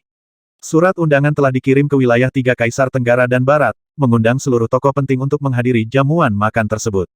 Ini mengejutkan Xiang Nan. Dia tidak menyangka bahwa Xuan Qingzu dan Bai Wudao pada akhirnya akan berjalan bersama. Yang lebih dibesar-besarkan lagi adalah bahkan Xiang Nan sendiri telah menerima surat undangan. Itu adalah seorang pria parubaya yang muncul dari sudut jalan. Dia secara akurat mengidentifikasi Xiang Nan dan menyerahkan surat undangan kepada Xiang Nan. Dia berkata, Nona Qingzu mengharapkan Anda kembali, jadi dia meminta saya menunggu di sini dan menyampaikan undangan ini kepada Anda. Xiang Nan memegang surat undangan dan terus mencibir, klan Bai memintaku untuk mati. Mengapa mereka mengira aku cukup bodoh untuk benar-benar pergi ke jamuan makan? Pria itu tersenyum dan berkata, saya tidak tahu. Saya hanya orang luar yang bekerja untuk klan Bai. Saya hanya bertanggung jawab mengirimkan surat undangan kepada Anda. Xiang Nan melihat sekeliling dengan waspada. Pria itu sudah menebak apa yang dipikirkan Xiang Nan. Ia berkata, jangan khawatir, tidak ada anggota klan Bai yang menyergapmu di sini. Mereka tahu bahwa kau punya sarana untuk melarikan diri. Akan sangat sulit menangkapmu selagi kau tetap waspada. Itulah mengapa mereka memintaku mengambil inisiatif untuk mati. Xiang Nan menyajikan surat undangan di tangan. Klan Bai benar-benar memainkan permainan catur yang bagus. Klan Bai sangat jelas tentang balas dendam antara Xiang Nan dan Xuan Qingzu, dan konflik antara Xiang Nan dan Bai Wudao. Begitu saja, mereka terang-terangan mengirimkan surat undangannya ke Xiang Nan, dengan menggunakan cara provokasi yang paling kentara. Xiang Nan mengundangmu dengan begitu mudah, bisakah kamu menerimanya? Jika tidak tahan, datang saja ke Bai Klan. Bahkan jika Xiang Nan benar-benar tidak pergi pada akhirnya, klan Bai tidak akan kehilangan apapun, tapi tidak benar untuk mengatakannya. Mereka kehilangan setidaknya satu surat undangan. Pria parubaya itu membungkuk sedikit pada Xiang Nan. Tidak peduli apa, kamu masih anggota klan Bai. Bei Huang lebih suka menghabisimu dengan tangan sendiri daripada membiarkanmu mati di tangan orang luar. Jika mau, silakan datang. Jika kamu benar-benar dibunuh oleh Sekte Alam, itu akan mengarah ke klan Bai. Aku harap kamu berpikir dua kali sebelum mengambil. Setelah mengatakan itu, pria parubaya itu berbalik dan pergi. Sekarang semua orang tahu bahwa Xiang Nan adalah pengkhianat klan Bai. Jika klan Bai bisa membersihkan rumahnya sendiri, itu akan menjadi penghalang. Namun, jika Xiang Nan mati di tangan orang luar, wajah Bai He akan kehilangan kilaunya. Pria parubaya itu tidak bersembunyi apapun sama sekali. Dia secara langsung mengungkapkan niat menghabisi Bai He. Dia tahu bahwa meskipun dia menipu Xiang Nan pada saat seperti itu tidak ada artinya. Sekitar setengah tahun, Xiang Nan memegang surat undangan itu dan tertawa. Ular besar itu berkata, bocah kecil Xiang Nan, kamu tidak cukup bodoh untuk benar-benar mencapai sebuah janji, bukan? Pada akhirnya, Xiang Nan menjawab ular besar itu dengan tindakannya. Alih-alih merobek surat undangan itu, dia malah memasukkannya ke dalam cincin penyimpanannya. Ular bermata delapan itu menghela nafas dan berkata, kamu adalah tipe orang yang lebih memilih mati daripada menundukkan kepala. Saya mungkin mengira kamu akan melakukannya. Aku ingin menyebutmu bodoh, tapi aku mengagumi keberanianmu. Xiang Nan berkata, ada beberapa hal yang perlu diselesaikan. Ini tidak bisa dihindari. Ini bukan sesuatu yang bisa diselesaikan dengan melarikan diri. Setelah Xiang Nan dilahirkan kembali, dia mengingat kebencian Xuan Qingzu di dalam hatinya. Sekarang, kebencian ini telah meningkatkan jumlah Bai Klan. Siapapun yang pantas disingkirkan harus disingkirkan. Hari ini akan tiba, dan tidak ada cara untuk menghindarinya. Dia bisa menghindari pernikahan Xuan Qingzu, tapi dia tidak bisa menghindari kebencian di hati Xiang Nan. Sebaliknya, Xiang Nan merasakan rasa lega di hatinya. Ketika dia dengan jelas mengetahui waktu untuk membalas dendam, dia tidak perlu lagi meremehkannya. Dari hal ini, Xiang Nan menganalisis dua informasi terkait. Pertama-tama, misi Xuan Qingzu di benua Kaisar Barat telah selesai sepenuhnya. Perbatasan Barat ini adalah perhentian terakhirnya. Dia seharusnya diam-diam bermimpi dengan orang-orang muda terbaik di benua Kaisar Barat. Hal lainnya adalah Bai He bertekad untuk menghancurkan Kaisar Barat.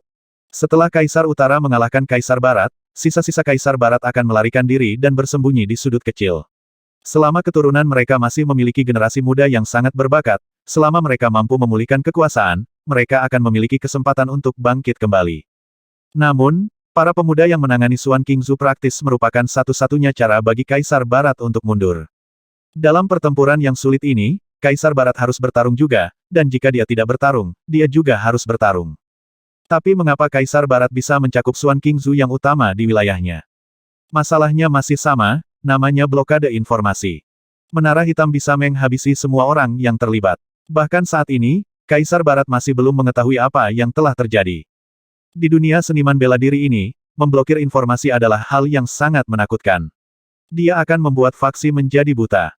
Pada saat yang sama, Xiang Nan punya alasan untuk percaya bahwa masalah ini tidak dapat dipisahkan dari Sekte Alam. Hanya kekuatan seperti Sekte Alam yang dapat membantu Xuan Qingzu mencapai prestasi ini dalam waktu sesingkat-singkatnya, kurang dari sebulan. Ular itu berkata, bolehkah kita memberitahu Kaisar Barat? Xiang Nan menggelengkan kepalanya, tidak perlu.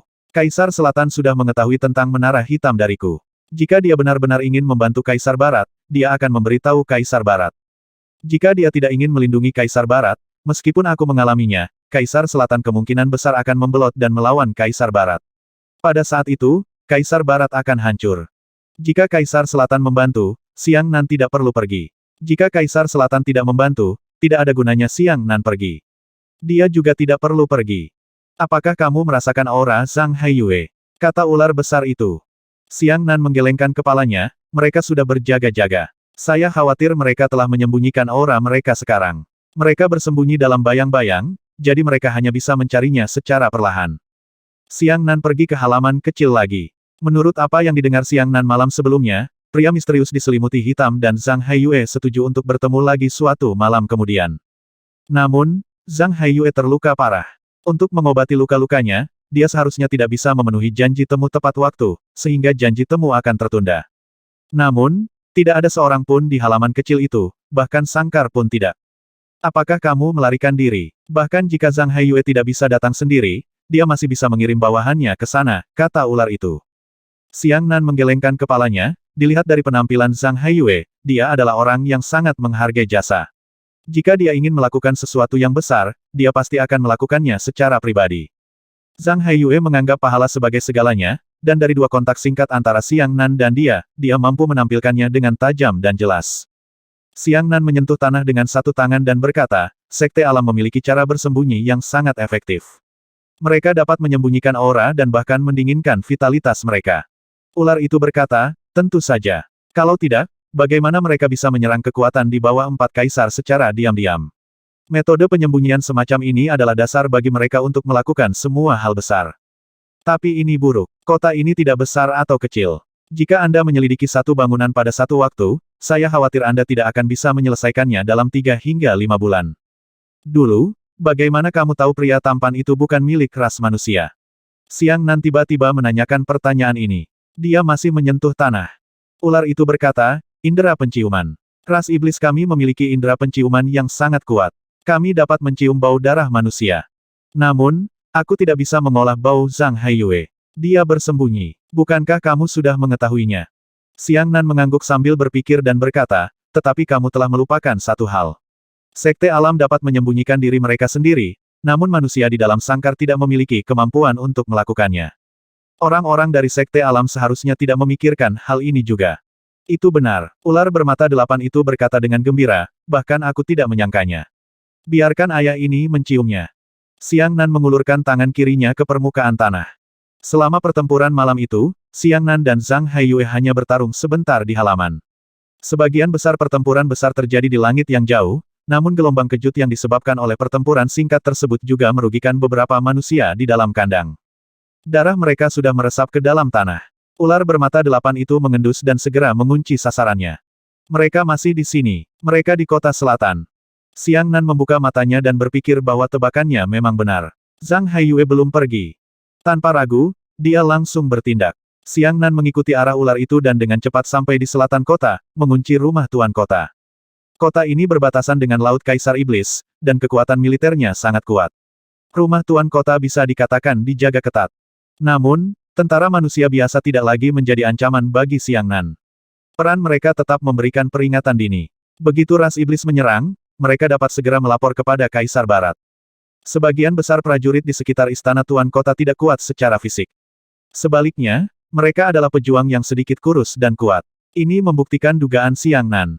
Mereka tidak menganggap tempat ini sebagai perlindungan pertama mereka, tetapi segera meninggalkannya ketika iblis menyerbu.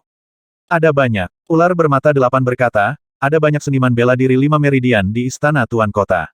Jumlahnya sudah mendekati 1000. Ada sekitar 980 hingga 990 di antaranya. Para penjaga di pintu masuk sangat waspada. Mereka melihat Xiang Nan selalu berdiri di seberang jalan. Dari kelihatannya, 2 penjaga berjalan mendekat dan bertanya.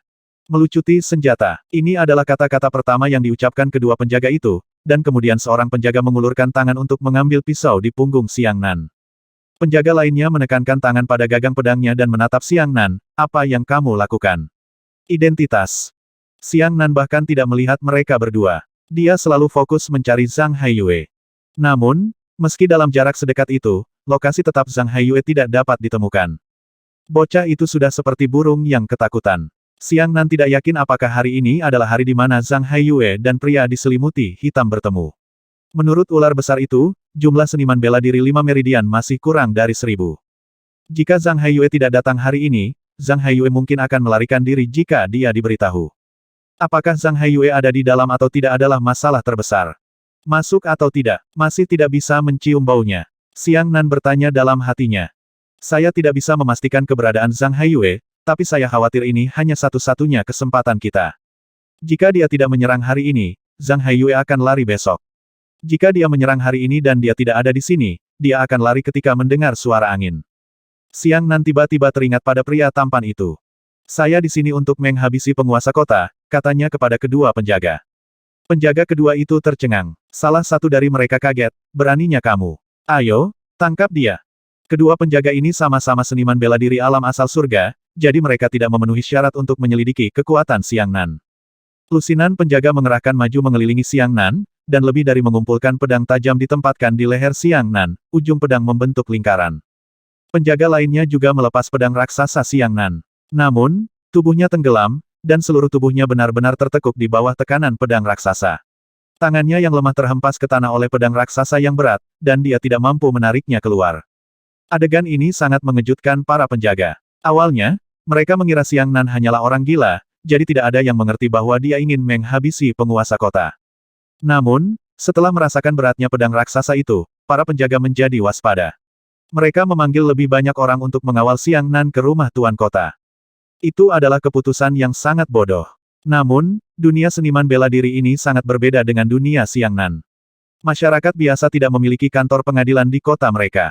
Semua konflik di kota diputuskan oleh penguasa kota sendiri, yang merupakan seorang seniman bela diri. Sel di kota ini secara alami berada di belakang istana tuan kota. Rumah tuan kota sangat besar, dan aula umum terletak di pinggirannya. Itu terutama digunakan untuk menginterogasi setan yang melintasi perbatasan. Karena hukum di dunia manusia sangat sederhana, menghabisi orang bukanlah tindakan yang melanggar hukum. Hampir tidak perlu menggunakannya untuk menginterogasi manusia. Sedangkan untuk anisasi seperti istana kekaisaran, hanya kota perbatasan yang ada. Pada dasarnya, mereka diciptakan untuk orang asing dan orang luar. Saat malam tiba, Xiang Nan tidak menerima interogasi apapun dan langsung masuk penjara.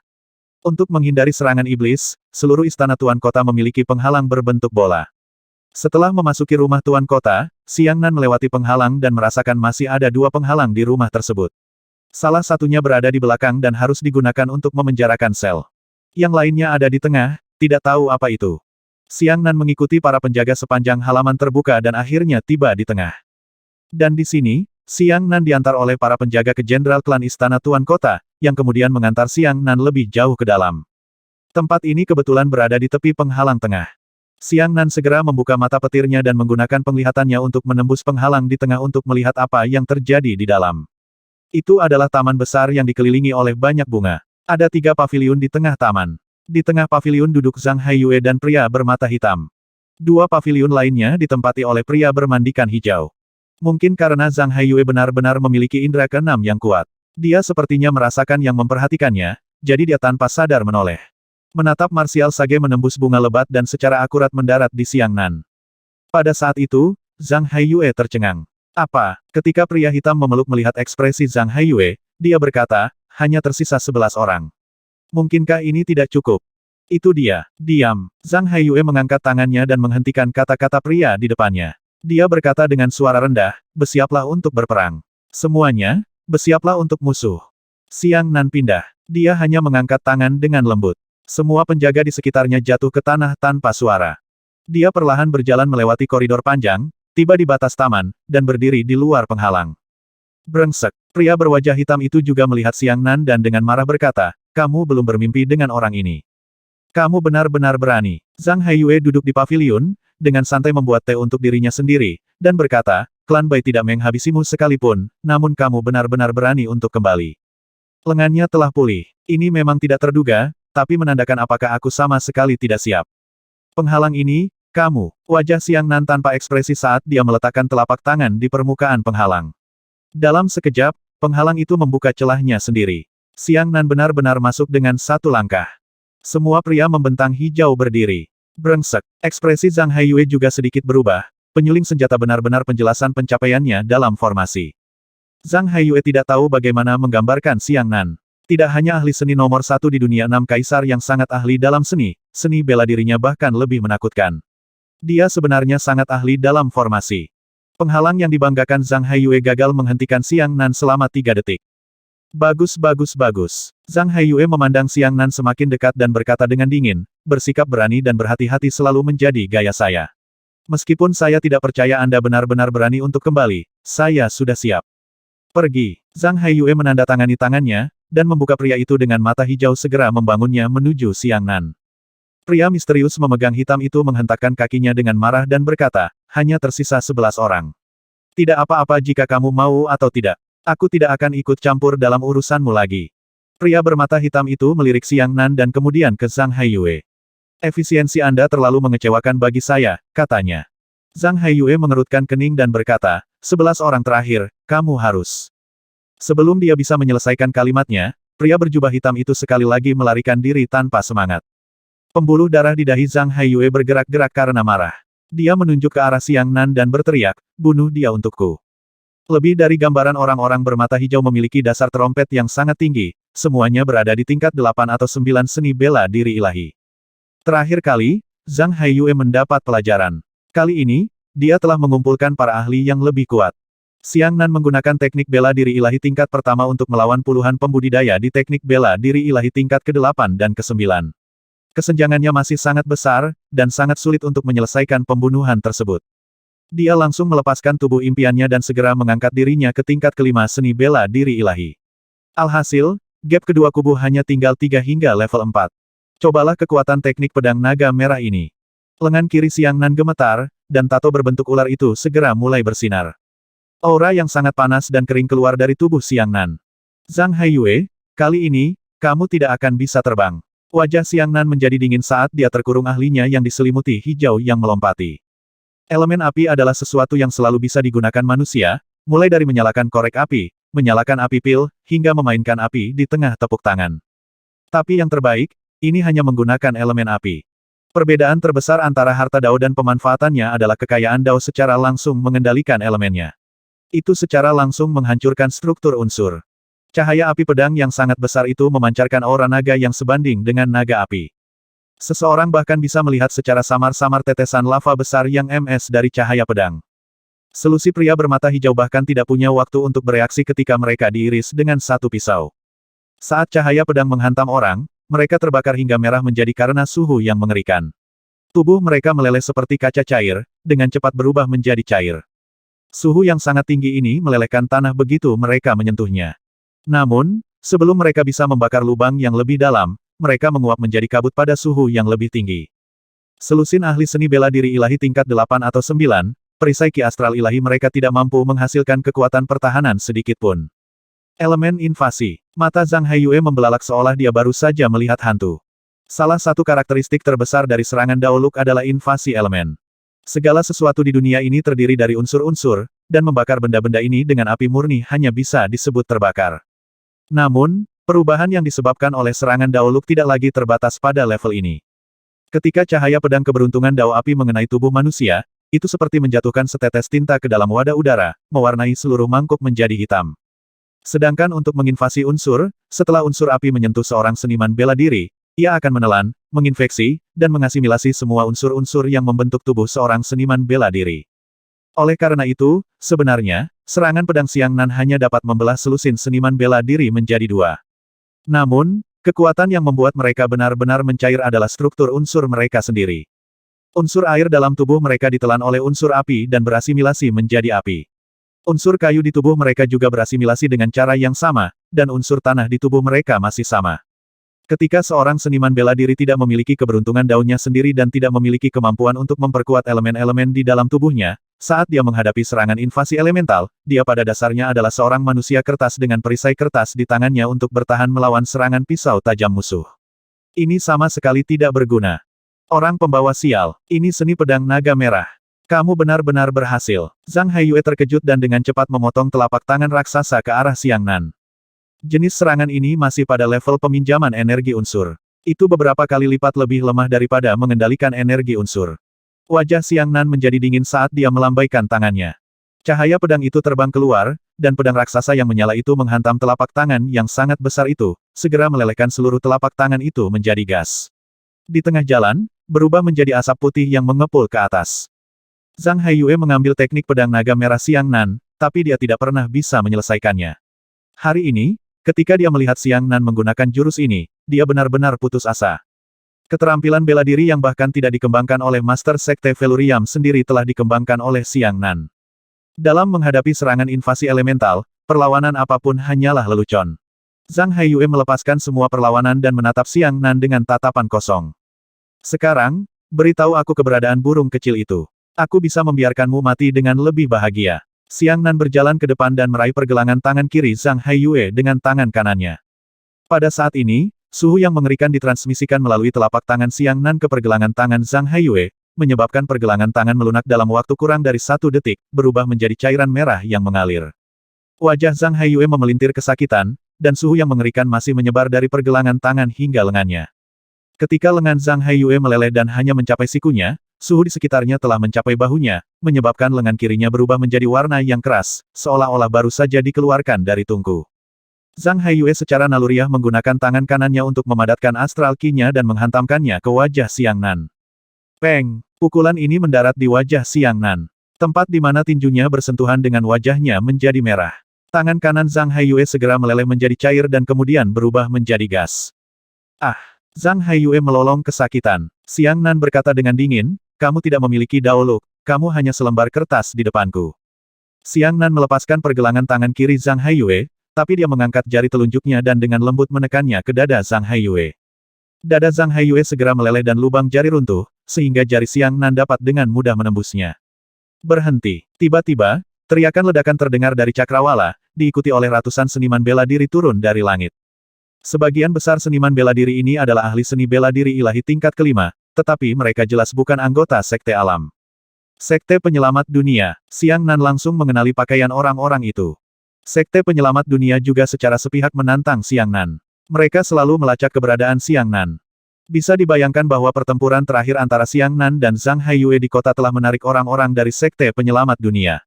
Ratusan orang ini turun serempak, berdiri di seluruh semak bunga, mengelilingi Xiang Nan. Zhang Haiyue melepaskan Xiang Nan dan berbalik untuk melarikan diri. Namun, separuh lengan kirinya telah meleleh dan terbakar menjadi gas. Tidak ada peluang untuk sembuh. Dalam sekejap mata, ribuan lampu pedang dan lampu pedang menebas ke arah Xiang Nan. Sinar cahaya ini terjalin menjadi jaring yang saling bersilangan, mengunci setiap jalan keluar Xiang Nan. Namun, Xiang Nan tidak melarikan diri sama sekali. Dia hanya perlahan mengangkat tangan kirinya. Seluruh tubuhnya juga berubah menjadi merah menyala. Setelah semua sinar pedang mengenai dirinya, mereka langsung meleleh menjadi cairan dan mengalir ke tubuh Xiang Nan. Sebelum jatuh ke tanah, mereka terbakar menjadi gas. Dao keberuntungan. Praktisi bela diri dari Sekte Penyelamat Dunia berseru serempak. Xiang Nan menikam kudanya dan memotongnya dengan potongan cincin.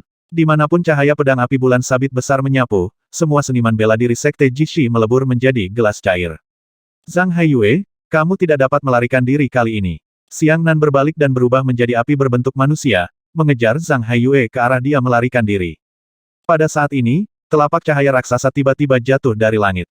Telapak tangan itu mendarat di tubuh Xiang Nan dan mendarat dengan kejam di tanah. Suhu yang sangat tinggi menyebabkan dia melelehkan lubang kecil di tanah. 3 lelaki tua berjanggut putih melayang di langit. Ketiganya semuanya adalah lapisan ketiga Martial Saint.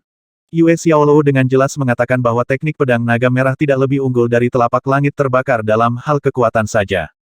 Nilai sebenarnya dari teknik pedang naga merah adalah memungkinkan seniman bela diri non-Martial Saint untuk memiliki metode serangan Daoluk. Dengan kata lain, ketiga orang suci bela diri dari Sekte Penyelamat Dunia tidak lagi takut akan menyerbu unsur Xiang Nan ketika mereka memiliki keberuntungan Dao. Saat ini, kedua belah pihak berdiri di garis awal yang sama, bersaing satu sama lain dalam hal kekuatan keterampilan bela diri, bukan kekuatan invasi unsur. Serangan telapak tangan itu telah mengunci struktur elemennya sendiri, dan secara langsung dapat menyebabkan kerusakan besar pada Xiang Nan. Ini adalah telapak tangan ahli lapisan ketiga Martial Saint. Setelah Xiang Nan terjatuh ke tanah, dia dengan cepat meleleh ke dalam tanah. Selama proses tenggelamnya, ditelan oleh kekuatan telapak tangan yang menakutkan itu. Seluruh tubuhnya hancur menjadi potongan-potongan kecil yang tak terhitung jumlahnya dan sampai ke kedalaman tanah. Dengan satu pukulan telapak tangan, tubuh Xiang Nan roboh.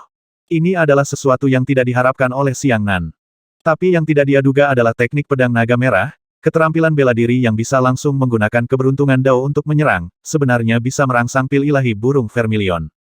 Mengabaikan invasi unsur, kekuatan menghabisi seni pedang naga merah setara dengan nafas naga ras naga api. Naga dan burung vermilion sama-sama binatang dewa, dan satu hembusan napas naga sudah cukup untuk menghidupkan kembali burung vermilion setelah mandi dalam api. Fragmen kecil yang tak terhitung jumlahnya yang telah diubah oleh Xiang Nan segera mengembun menjadi satu, dengan cepat membentuk bentuk Xiang Nan. Kekayaan berharga yang ditinggalkan Mo Ling kamu benar-benar tiada taranya. Ular besar itu menghela nafas secara emosional. Tidak heran Pak Tua Mo Ling menghabiskan seluruh hidupnya mencoba mengumpulkan keempat pil dewa. Efek dari pil ilahi ini, yang bahkan diimpikan oleh Grandmaster Xuandao, terbukti sangat antusias. Masih hidup. Di langit, ekspresi tetua ketiga Sekte Jishi berubah drastis. Di perbincangan, begitu Zhang Haiyue mendapat kesempatan untuk mengatur napas, dia mulai menyusut 1000 li. Xiang Nan merasakan fluktuasi spasial yang tidak normal. Dia berubah menjadi garis api yang menembus tanah dan melesat ke arah tempat Zhang Haiyue berada. Tangkap dia. Tetua ketiga mengejarnya. Kecepatan mereka bahkan lebih cepat dari kecepatan Xiang Nan dan Zhang Haiyue. Setelah Zhang Haiyue mengembun dan menyusut sejauh 1000 km, dia segera memasuki bola spiral hitam dan menghilang. Di belakang Xiang Nan, tombak cahaya yang menembus surga dilemparkan ke potret. Tombak cahaya menyebar ke seluruh kota, menempati hampir 1/10 pemandangan langit malam. Kakak kedua, bantu aku. Seorang tetua berteriak. Sesepuh lainnya segera mendorong tangannya ke depan dan berteriak, Wind Dao tidak terbatas. Angin adalah udara yang mengalir. Wind Dao mendorong Light Spear ke kecepatan yang mengerikan dan membentuk sabuk vakum di langit di depan. Setelah memasuki ruang hampa, kecepatan Light Spear meningkat drastis, dan itu sudah sangat mendekati kecepatan sub cahaya. Xiang Nan juga dapat menggunakan sub kecepatan cahaya untuk bergerak, tetapi dalam jarak dekat, dia tidak dapat memprediksi titik pendaratan secara akurat, dan juga sulit untuk menghindari serangan cahaya dengan kecepatan yang sama. Reaksi Xiang Nan sudah sangat cepat. Dia tidak memperkirakan lokasi manapun, tapi hanya mengelak dengan tegas. Dia percaya bahwa tombak cahaya pasti diarahkan ke tubuhnya. Namun, menghindar kali ini masih belum cukup. Ujung tombak cahaya melewati bahu kiri Xiang Nan dan menembus separuh tubuhnya. Dada kiri Xiang Nan dan bahkan lengannya menghilang. Itu juga merupakan serangan Daoluk. Atribut Light Spear adalah bumi. Unsur tanah dengan cepat menyerang luka Xiang Nan. Setelah keberuntungan api Dao Xiang Nan sendiri, mereka membatalkan satu sama lain, dan hanya sebagian kecil dari daging dan darahnya yang berpasir di lukanya. Namun, tubuh kiri Xiang Nan yang telah menghilang dengan cepat terbakar dan pulih kembali. Xiang Nan tidak berhenti. Dia mengejar Zhang Haiyue. Tiba-tiba, dua Xiang Nan yang identik muncul di sampingnya. Ketiga Xiang Nan dengan cepat membentuk segel dan menyelesaikan susunan akselerasi dalam hitungan detik. Dia mengubah tubuhnya menjadi sambaran petir dan membelah langit malam. Ketiga tetua semuanya tercengang. Terakhir kali Xiang Nan dihancurkan oleh kekuatan telapak tangan, ia tersembunyi jauh di bawah permukaan tanah. Namun kali ini, tubuh Xiang Nan sembuh saat mereka menyaksikan tanpa daya. Ini, apakah ada keajaiban di bawah langit? Tetua yang melepaskan Light Spear tidak lagi dapat memahami situasi saat ini. Efek dari Vermilion Bird Divine Pill sudah sangat dekat dengan keabadian, namun masih memiliki kekurangan. Xiang Nan sangat jelas dalam hal ini, dan Pak Tua Mo Ling telah menyebutkannya sebelumnya. Jika musuh tidak menghancurkan tubuh Xiang Nan, tetapi membelahnya menjadi dua dan memenjarakannya di tempat yang berbeda, dia tidak akan bisa pulih. Namun, keabadian ular bermata 8 tidak memiliki cacat seperti itu. Sekalipun tubuh ular itu dibelah dan dibuang ke setiap daerah, salah satu daerah tersebut akan mampu menumbuhkan kembali tubuh aslinya. Xiang Nan secara pribadi telah menguji langkah ini. Nak Xiang Nan, kamu harus berhati-hati. Ular bermata 8 itu mengingatkan, ketiga orang tua itu tidak bodoh. Mereka akan segera mengetahui aturan kelahiran kembalimu. Saat itu, hidupmu masih dalam bahaya. Tentu saja, Xiang Nan mengetahui hal ini, tetapi dia bertekad untuk mengejar Zhang Haiyue. Kemana kamu melarikan diri? Dalam sekejap mata, Xiang Nan, yang telah berubah menjadi kilat, telah melampaui Zhang Haiyue dan berbalik untuk mengejarnya. Zhang Haiyue panik dan mengembun menjadi 1000 li untuk melarikan diri. Namun, kecepatan Xiang Nan bahkan lebih cepat. Kali ini, dia menggunakan kecepatan sedikit sekali dan melintasi sisi Zhang Haiyue.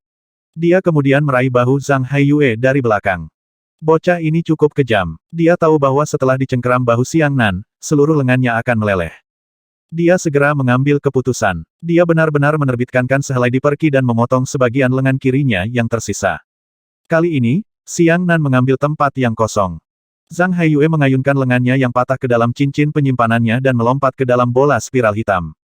Xiang Nan juga melompat, tetapi bola spiral hitam itu tiba-tiba berputar ke arah yang berlawanan, melemparkan Xiang Nan sejauh 50.000 mil. Pada saat yang sama, ketiga tetua martial Sein, yang memiliki jangkauan persepsi yang lebih luas, juga bersiap menyerang aura Xiang Nan dari jarak jauh. 3 tombak cahaya terbang dari langit. Dengan dukungan Windao, tombak ketiga itu mencapai kecepatan sub-cahaya. Dengan kilatan cahaya, mereka melintasi jarak jauh dan menembus tubuh Xiang Nan. Bagian tengah dari tombak ketiga itu menembus dada Xiang Nan. Tombak cahayanya terlalu besar, dan seluruh tubuh Xiang Nan hancur. Pasir yang pecah terbakar dan berubah menjadi Xiang Nan. Penatua ketiga lapisan ketiga martial Sein ini mampu mendorong serangan hingga kecepatan sub-cahaya dengan 2 jenis daoluk.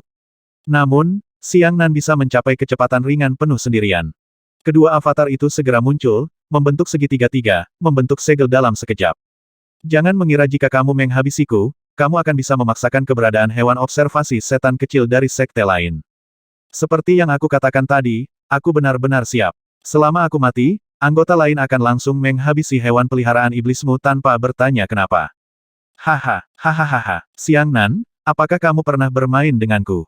Suara arogan Zhang Haiyue melayang keluar dari bola hitam dan membentang 50.000 kilometer sebelum Xiang Nan.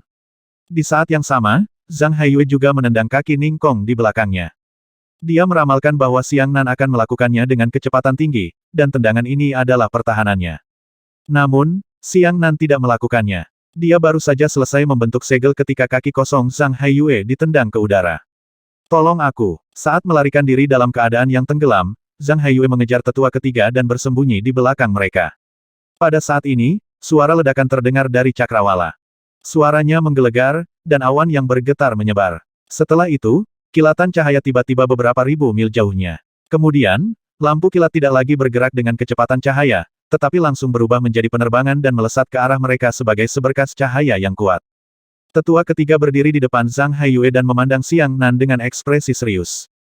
Kamu seorang tetua baru saja ingin berbicara.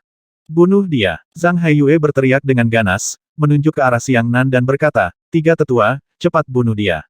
Saya pasti akan berterima kasih. Tetua ketiga segera memadatkan keterampilan bela diri mereka. Xiang Nan menarik napas dalam-dalam dan membuang cermin Haotian bulan terang. Namun, cahaya pedang yang tajam tiba-tiba muncul. Di luar, ketiganya membentuk segel. Cahaya pedang yang sangat besar itu langsung dipercepat hingga mencapai kecepatan cahaya. Tetua ketiga itu bahkan tidak melihat bayangan cahaya pedang, tapi 3 kepala melesat ke langit dan terbelah pada saat bersamaan. Mayat ketiga martial sage terhuyung dan jatuh ke tanah. Zhang Haiyue tercengang. Dia menatap kosong pada pemandangan ini dan hanya mengeluarkan suara teratai di tenggorokannya. Xiang Nan menarik dan meraih kerah baju Zhang Haiyue. Tinjunya menghantam hidung Zhang Haiyue, menyebabkan hidung dan mulut berdarah, bahkan beberapa gigi tanggal. Apakah ditanami Xiang Nan mendekati wajahnya ke Zhang Haiyue dan dengan dingin berkata, kamu pikir kamu bisa tenang setelah menemukan pendukung. Zhang Haiyue sangat ketakutan dan terkejut, kamu hantu. Xiang Nan mengangkat tangannya lagi. Tinjunya sudah merah padam dan dia berkata, pukulan ini akan menghabisimu. Zhang Haiyue ketakutan. Kali ini, dia sangat ketakutan. Dulu, dia selalu merasa punya kemungkinan untuk kabur. Keberuntungan seperti ini membuatnya menolak untuk menyerah. Namun, setelah menyaksikan 3 tetua lapisan ketiga martial Sein yang dipanen oleh Xiang Nan lapisan kelima bela diri suci, dia menyadari betapa lemahnya dia di depan Xiang Nan. Suara Zhang Haiyue melembut dan dia gemetar, tolong jangan bunuh aku. Xiang Nan membuka matanya dan berkata, haha, sungguh sekte yang alami. Bukankah kamu tidak pernah mengaku kalah? Zhang Haiyue memohon, jaga nyawaku. Aku masih berguna. Aku bisa menemukan hewan peliharaan iblismu. Tentu saja, tangan kanan Xiang Nan yang menyala-nyala meraih bahu kanan Zhang Haiyue.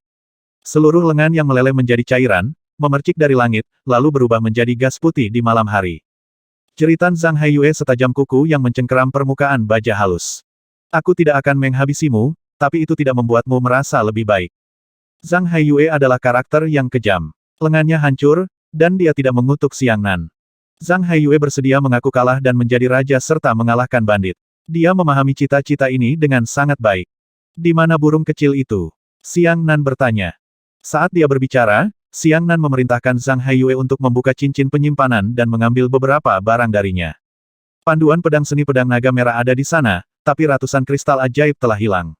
Selain itu, ada gulungan kulit domba. Di sampul gulungan itu ada seekor naga. Kata-kata yang tertulis di gulungan itu adalah kata-kata aneh yang tidak dikenali Xiang Nan. Zhang Haiyue menggunakan diperki untuk menyingkat bentuk lengan dan tangannya. Dia mengeluarkan pesan dari cincin penyimpanannya dan mengirimkannya terbang. Dia berkata kepada Xiang Nan, tunggu sebentar. Aku akan mengembalikan hewan peliharaan iblis kecilmu kepadamu, tapi itu akan memakan waktu. Ekspresi Xiang Nan menjadi dingin. Kenapa butuh waktu? Jangan bilang kamu bahkan tidak tahu di mana burung kecil itu berada. Jangan mempermainkanku. Zhang Haiyue berkata, saya benar-benar tidak tahu. Saya memberikan burung kecil Anda kepada anggota lain untuk diamankan. Jika saya mati, mereka akan segera menghabisi burung kecil Anda.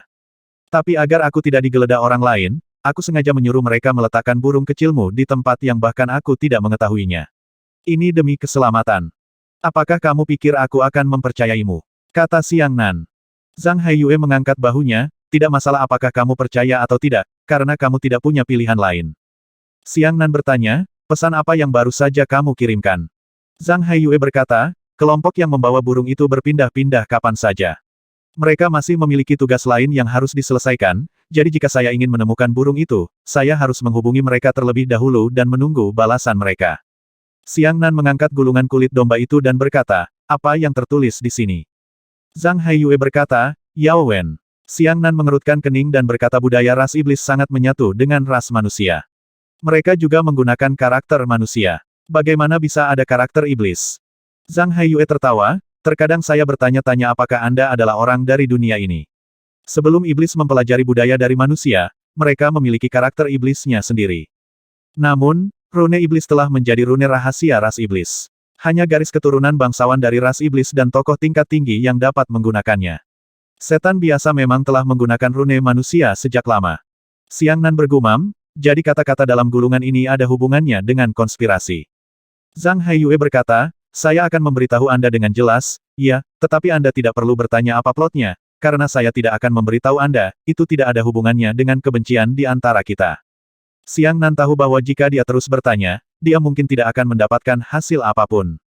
Namun, diam-diam dia terkejut. Dia tidak menyangka sekte alam sudah mulai menghubungi ras iblis. Apa alasannya? Itu akan makan waktu berapa lama? Xiang Nan bertanya. Zhang Haiyue berkata, bergantung pada situasinya, kami masih belum tahu di mana anggota sekte itu berada. Singkatnya, tunggu saja dengan sabar. Xiang Nan mengangguk, lalu meletakkan telapak tangannya di dada Zhang Haiyue. Apakah kamu masih ingin menghabisiku? Ekspresi Zhang Haiyue berubah. Xiang Nan tidak menjawabnya. Tapi kemudian, Zhang Haiyue tiba-tiba menjadi kaku. Dia merasakan kekuatan petir aneh tiba-tiba memasuki tubuhnya dan mengintai di lautan spiritualnya. Apa ini? Zhang Haiyue panik. Xiang Nan berkata dengan tenang, saya telah memindahkan petir ilahi yang membasmi dunia ke dalam tubuh Anda. Jika Anda meninggalkan saya sejauh 50.000 kilometer, atau jika saya mati, petir ilahi ini akan kehilangan kendali dan segera meledak berkeping-keping. Kamu bisa mengendalikan petir ilahi yang membasmi dunia. Zhang Haiyue menghirup udara dingin. Itu tidak ada hubungannya denganmu, kata Xiang Nan. Jangan bertanya lebih banyak jika tidak seharusnya. Awalnya, Zhang Haiyue tidak mempercayai kata-kata Xiang Nan. Dia diam-diam merasakannya dan menunjukkan ekspresi putus asa. Xiang Nan tidak akan dengan bodohnya jatuh ke dalam posisi pasif secara sepihak. Zhang Haiyue dapat mengancam Xiang Nan dengan seekor burung kecil, dan Xiang Nan juga dapat mengancam Zhang Haiyue dengan petir ilahi pemusnahan dunia. Mereka berdua menemukan penginapan untuk ditinggali, dan dalam sekejap mata, siang dan malam berlalu. Keesokan paginya, Xiang Nan mengajak Zhang Haiyue makan di lantai 2 penginapan. Dengan suara tangga, sekelompok orang yang mengenakan pakaian orang biasa berjalan ke atas. Totalnya ada 14 hingga 15 orang. Mereka tampak seperti petani tanaman obat yang baru saja kembali dari memetik tanaman obat dari hutan. Namun, Xiang Nan dapat melihat sekilas bahwa langkah kaki orang-orang ini stabil dan tidak memiliki perasaan hampa seperti yang dirasakan manusia saat mereka berjalan. Namun, jika seseorang memperhatikannya dengan cermat, mereka tidak akan bisa merasakan fluktuasi auranya. Selusi orang duduk di meja samping dan memandang ke arah Zhang Haiyue dari waktu ke waktu. Pandangan mereka terfokus pada Zhang Haiyue. Kamu dalam masalah besar. Zhang Haiyue tersenyum dan berkata, orang-orang ini di sini untuk menghabisi saya. Kalau begitu, kamu dalam masalah besar, kata Xiang Nan. Zhang Haiyue berkata, kamu tidak bisa membiarkanku mati, jadi kamu harus mengusir mereka, tetapi mereka berasal dari Moon Shadow. Xiang Nan bertanya dengan suara rendah, dari mana asalmu? Zhang Haiyue memberikan perkenalan singkat. Keempat kaisar manusia semuanya memiliki kekuatan yang dapat dipercaya, serta kekuatan pribadi mereka sendiri. Beberapa orang telah mengikuti Kaisar Fana sejak mereka lahir. Mereka telah memasuki martial Dao pada usia 4 tahun. Metode penyampaian dan keterampilan bela diri yang mereka kembangkan semuanya diajarkan secara pribadi oleh Kaisar Fana, dan pelatihan yang mereka terima juga paling keras. Orang-orang ini akan dibuang ke daerah berbahaya di seluruh dunia untuk bertahan hidup. Mereka akan dilemparkan pada usia 8 tahun dan diselamatkan pada usia 12 tahun. Hanya dengan begitu mereka yang masih hidup dapat benar-benar menjadi kartu truf. Termasuk hutan yang tak ada habisnya. Moon Shadow adalah anisasi semacam itu, tapi itu milik pasukan kartu truf Kaisar Timur. Dapat dikatakan bahwa masing-masing dari mereka adalah ahli di antara para ahli. Sekte normal terutama mengandalkan guru mereka untuk berkhotbah dan murid untuk menjaga lingkungan, sementara yang disebut kartu truf ini menggunakan kekuatan gelap untuk membaptis dan menempa diri mereka sendiri dalam lingkungan yang kejam. Bakat dan ranah mereka mungkin bukan kelas 1, dan beberapa dari mereka bahkan lebih rendah dari Zhang Haiyue, tetapi kekuatan mereka juga kelas 1. Setiap metode yang mereka pahami digunakan untuk menghabisi orang. Pada saat ini, orang-orang dari bayangan bulan tidak bertindak sembarangan, melainkan menggunakan pengamatan mereka untuk mengkonfirmasi lebih lanjut identitas Zhang Haiyue. Mengapa Kaisar Timur? Kata Xiang Nanqi. Dia berada di benua Kaisar Barat, jadi jika ada pasukan kartu truf yang ingin menghabisi Zhang Haiyue, itu pasti seseorang dari Kaisar Barat. Namun, Zhang Haiyue hanya tersenyum dan berkata, bukankah sudah cukup jelas?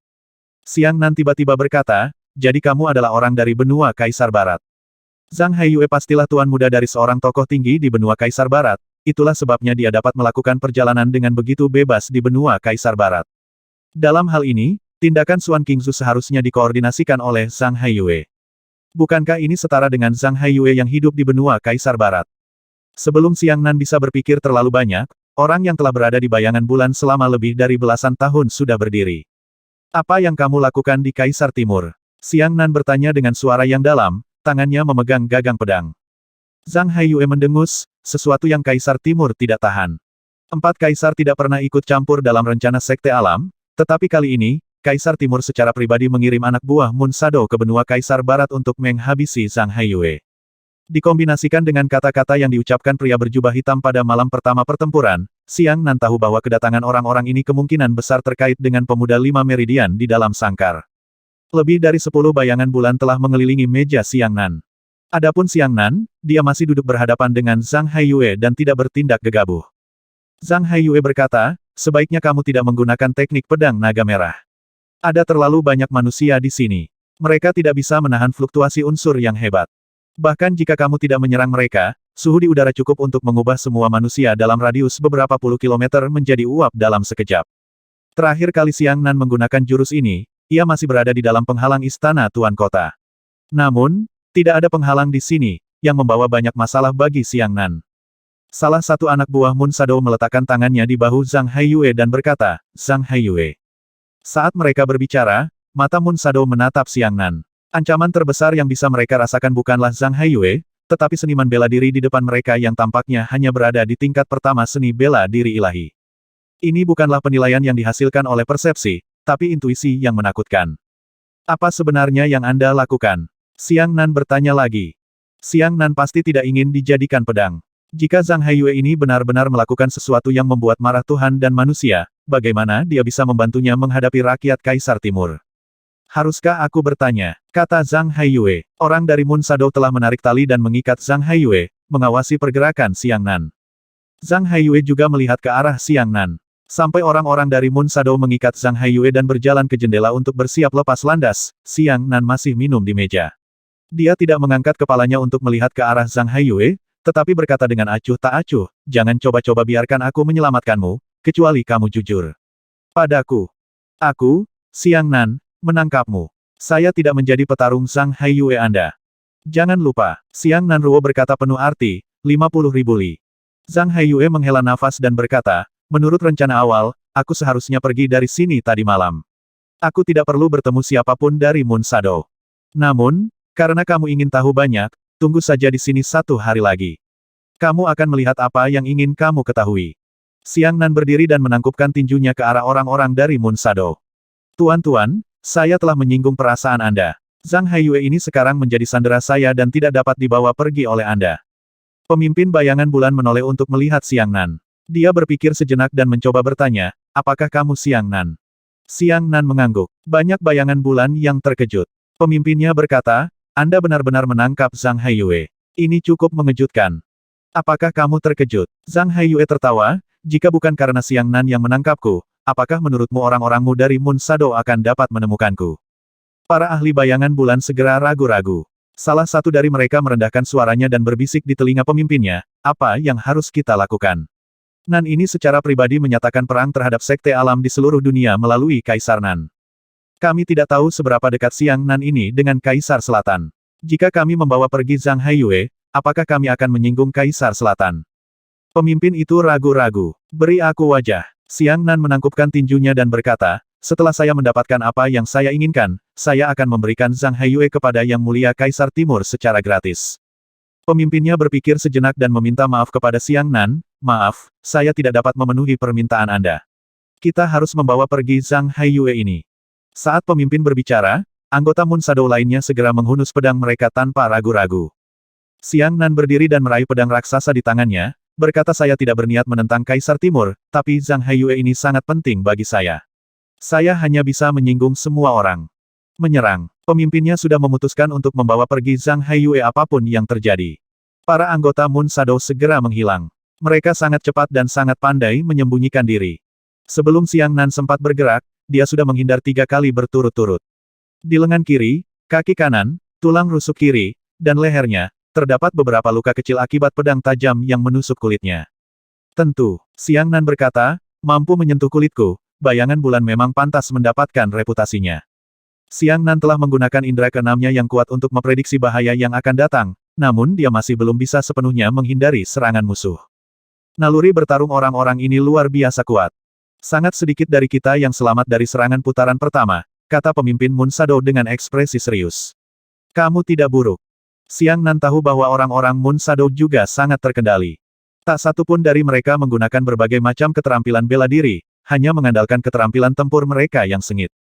Xiang Nan mengangguk sedikit. Hanya ini saja yang membuatnya memiliki kesan yang baik pada orang-orang di Moon Shadow. Setidaknya, orang-orang ini tidak akan mengabaikan kehidupan manusia. Pemimpinnya berkata, Xiang Nan, saya mendengar bahwa Anda memiliki hubungan yang baik dengan Raja Penakluk Selatan. Mohon maafkan kami karena harus menyerang Anda hari ini. Jika memungkinkan, kami berharap Anda dapat melarikan diri dan tidak memaksa kami untuk menghabisi Anda. Xiang Nan menutup matanya dan berkata, karena kita tidak dapat mencapai kesepakatan, mohon ambil tindakan. Lampu pedang yang tidak bisa dijelaskan mulai berkedip lagi di udara.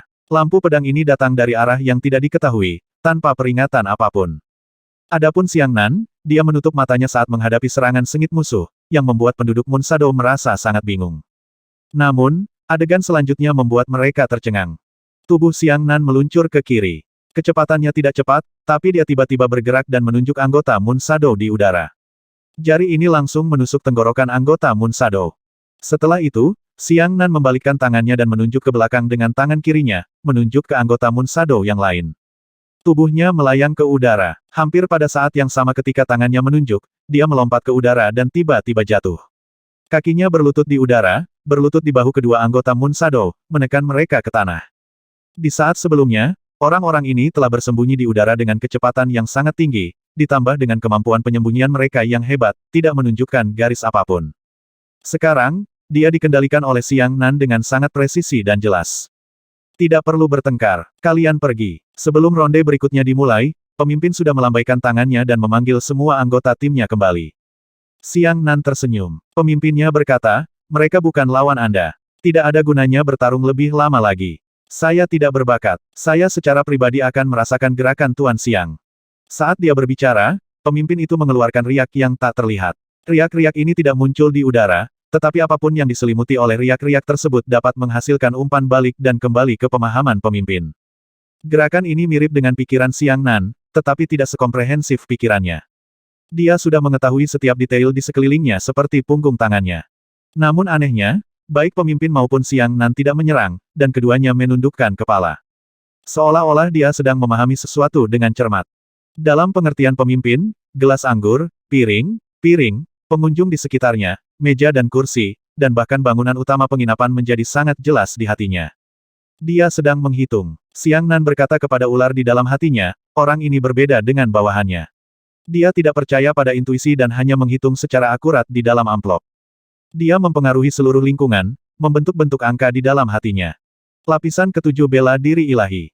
Ular itu menjawab, kamu harus berhati-hati. Pemimpin ini hanya memiliki alam suci bela diri suci tingkat ketujuh, namun dia berani menangkap Zhang Haiyue dari alam suci bela diri tingkat pertama. Ini menunjukkan bahwa kekuatannya sangat besar, kuat. Xiang Nan mengandalkan wawasannya untuk menentukan langkah pemimpin selanjutnya. Setiap kali Xiang Nan merasa pemimpinnya siap menyerang, dia akan memetakan rute yang ingin diserang oleh pemimpin tersebut. Namun saat ini, gambaran yang terbentuk dari prediksi Xiang Nan langsung berubah. Artinya pemimpin juga menyadari bahwa Xiang Nan telah meramalkan apa yang akan dia lakukan, jadi dia melakukan penyesuaian sementara. Xiang Nan sedikit memiringkan kepalanya dan terus mengamati dengan pikiran dan matanya. Prediksinya membentuk gambaran yang substansial, dan dia merasa bahwa pemimpin itu sedang bergegas ke arah kirinya. Selain itu, sprint ini telah diperluas hingga setidaknya 12 gerakan berbeda. Xiang Nan melihat 12 teknik transformasi di matanya dan segera memikirkan cara memecahkannya. Namun, gerakan itu tiba-tiba menghilang, dan gambaran yang dibawa oleh pemimpin itu juga menghilang. Segera setelah itu, pemimpinnya melompat dan menebas kepala Xiang Nan. Serangan pedang ini telah berevolusi menjadi setidaknya 7 gerakan berbeda, yang menunjukkan bahwa serangan pedang untuk sementara dapat berubah menjadi jumlah maksimum metode serangan lainnya. Xiang Nan menundukkan kepalanya dan segera menilai bagaimana menghadapi salah satu dari 7 gerakan itu. Namun kemudian, perubahan tersebut hilang. Para ahli. Xiang Nan sangat bersemangat. Dia belum pernah menghadapi lawan seperti itu sebelumnya. Situasi pemimpin itu jauh lebih buruk daripada situasi Xiang Nan. Dia sudah berkeringat di kepalanya, dan ekspresinya sangat berhati-hati. Semua orang, termasuk Zhang Haiyue, tampak bingung. Pemimpinnya dan Xiang Nan tidak bergerak. Dari dulu hingga sekarang, mereka hanya mempertahankan posisi semula, bahkan tidak mengangkat tangan. Namun, ekspresi pemimpin itu menjadi semakin buruk, dan dia menjadi semakin gugup. Bagaimana ini bisa terjadi? Pemimpin itu mengerutkan kening. Dia memandang Xiang Nan dan berkata, bagaimana kamu bisa lolos dari perhitungan akuratku? Setiap rute serangan yang saya rencanakan telah memperhitungkan semua faktor, termasuk gesekan udara, kekuatan lantai, dan jumlah waktu yang Anda perlukan untuk membalas. Xiang Nan berkata perhitungan sudah mati, tetapi manusia masih hidup. Seperti bawahanmu, aku lebih percaya pada intuisiku. Pemimpinnya menggelengkan kepalanya, intuisi tidak bisa mengalahkan perhitungan yang akurat. Setelah mengatakan itu, pemimpinnya menjadi kejam dan segera menyerang. Kali ini, dia benar-benar bergerak. Dia tidak percaya Xiang Nan benar-benar bisa menghindari serangannya. Dia hanya percaya bahwa itu karena mentalitasnya terlalu jelas sehingga dia bisa ditebak oleh Xiang Nan setiap saat. Jika dia benar-benar melakukannya, mungkin hasilnya akan sangat berbeda. Pemimpinnya menunjuk ke dada Xiang Nan dengan seutas diperki yang tebal. Kekuatan jari ini sangat dahsyat. Bahkan di mata Xiang Nan, itu sangat kuat. Kekuatan jari itu mengeluarkan udara, dan kekuatannya menyusut lebih dari 30 kali lipat.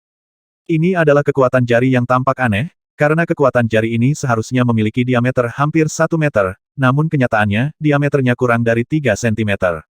Konsentrasi yang sangat tinggi menyebabkan permukaan diperki yang awalnya intens dan gelisah menjadi sehalus cermin.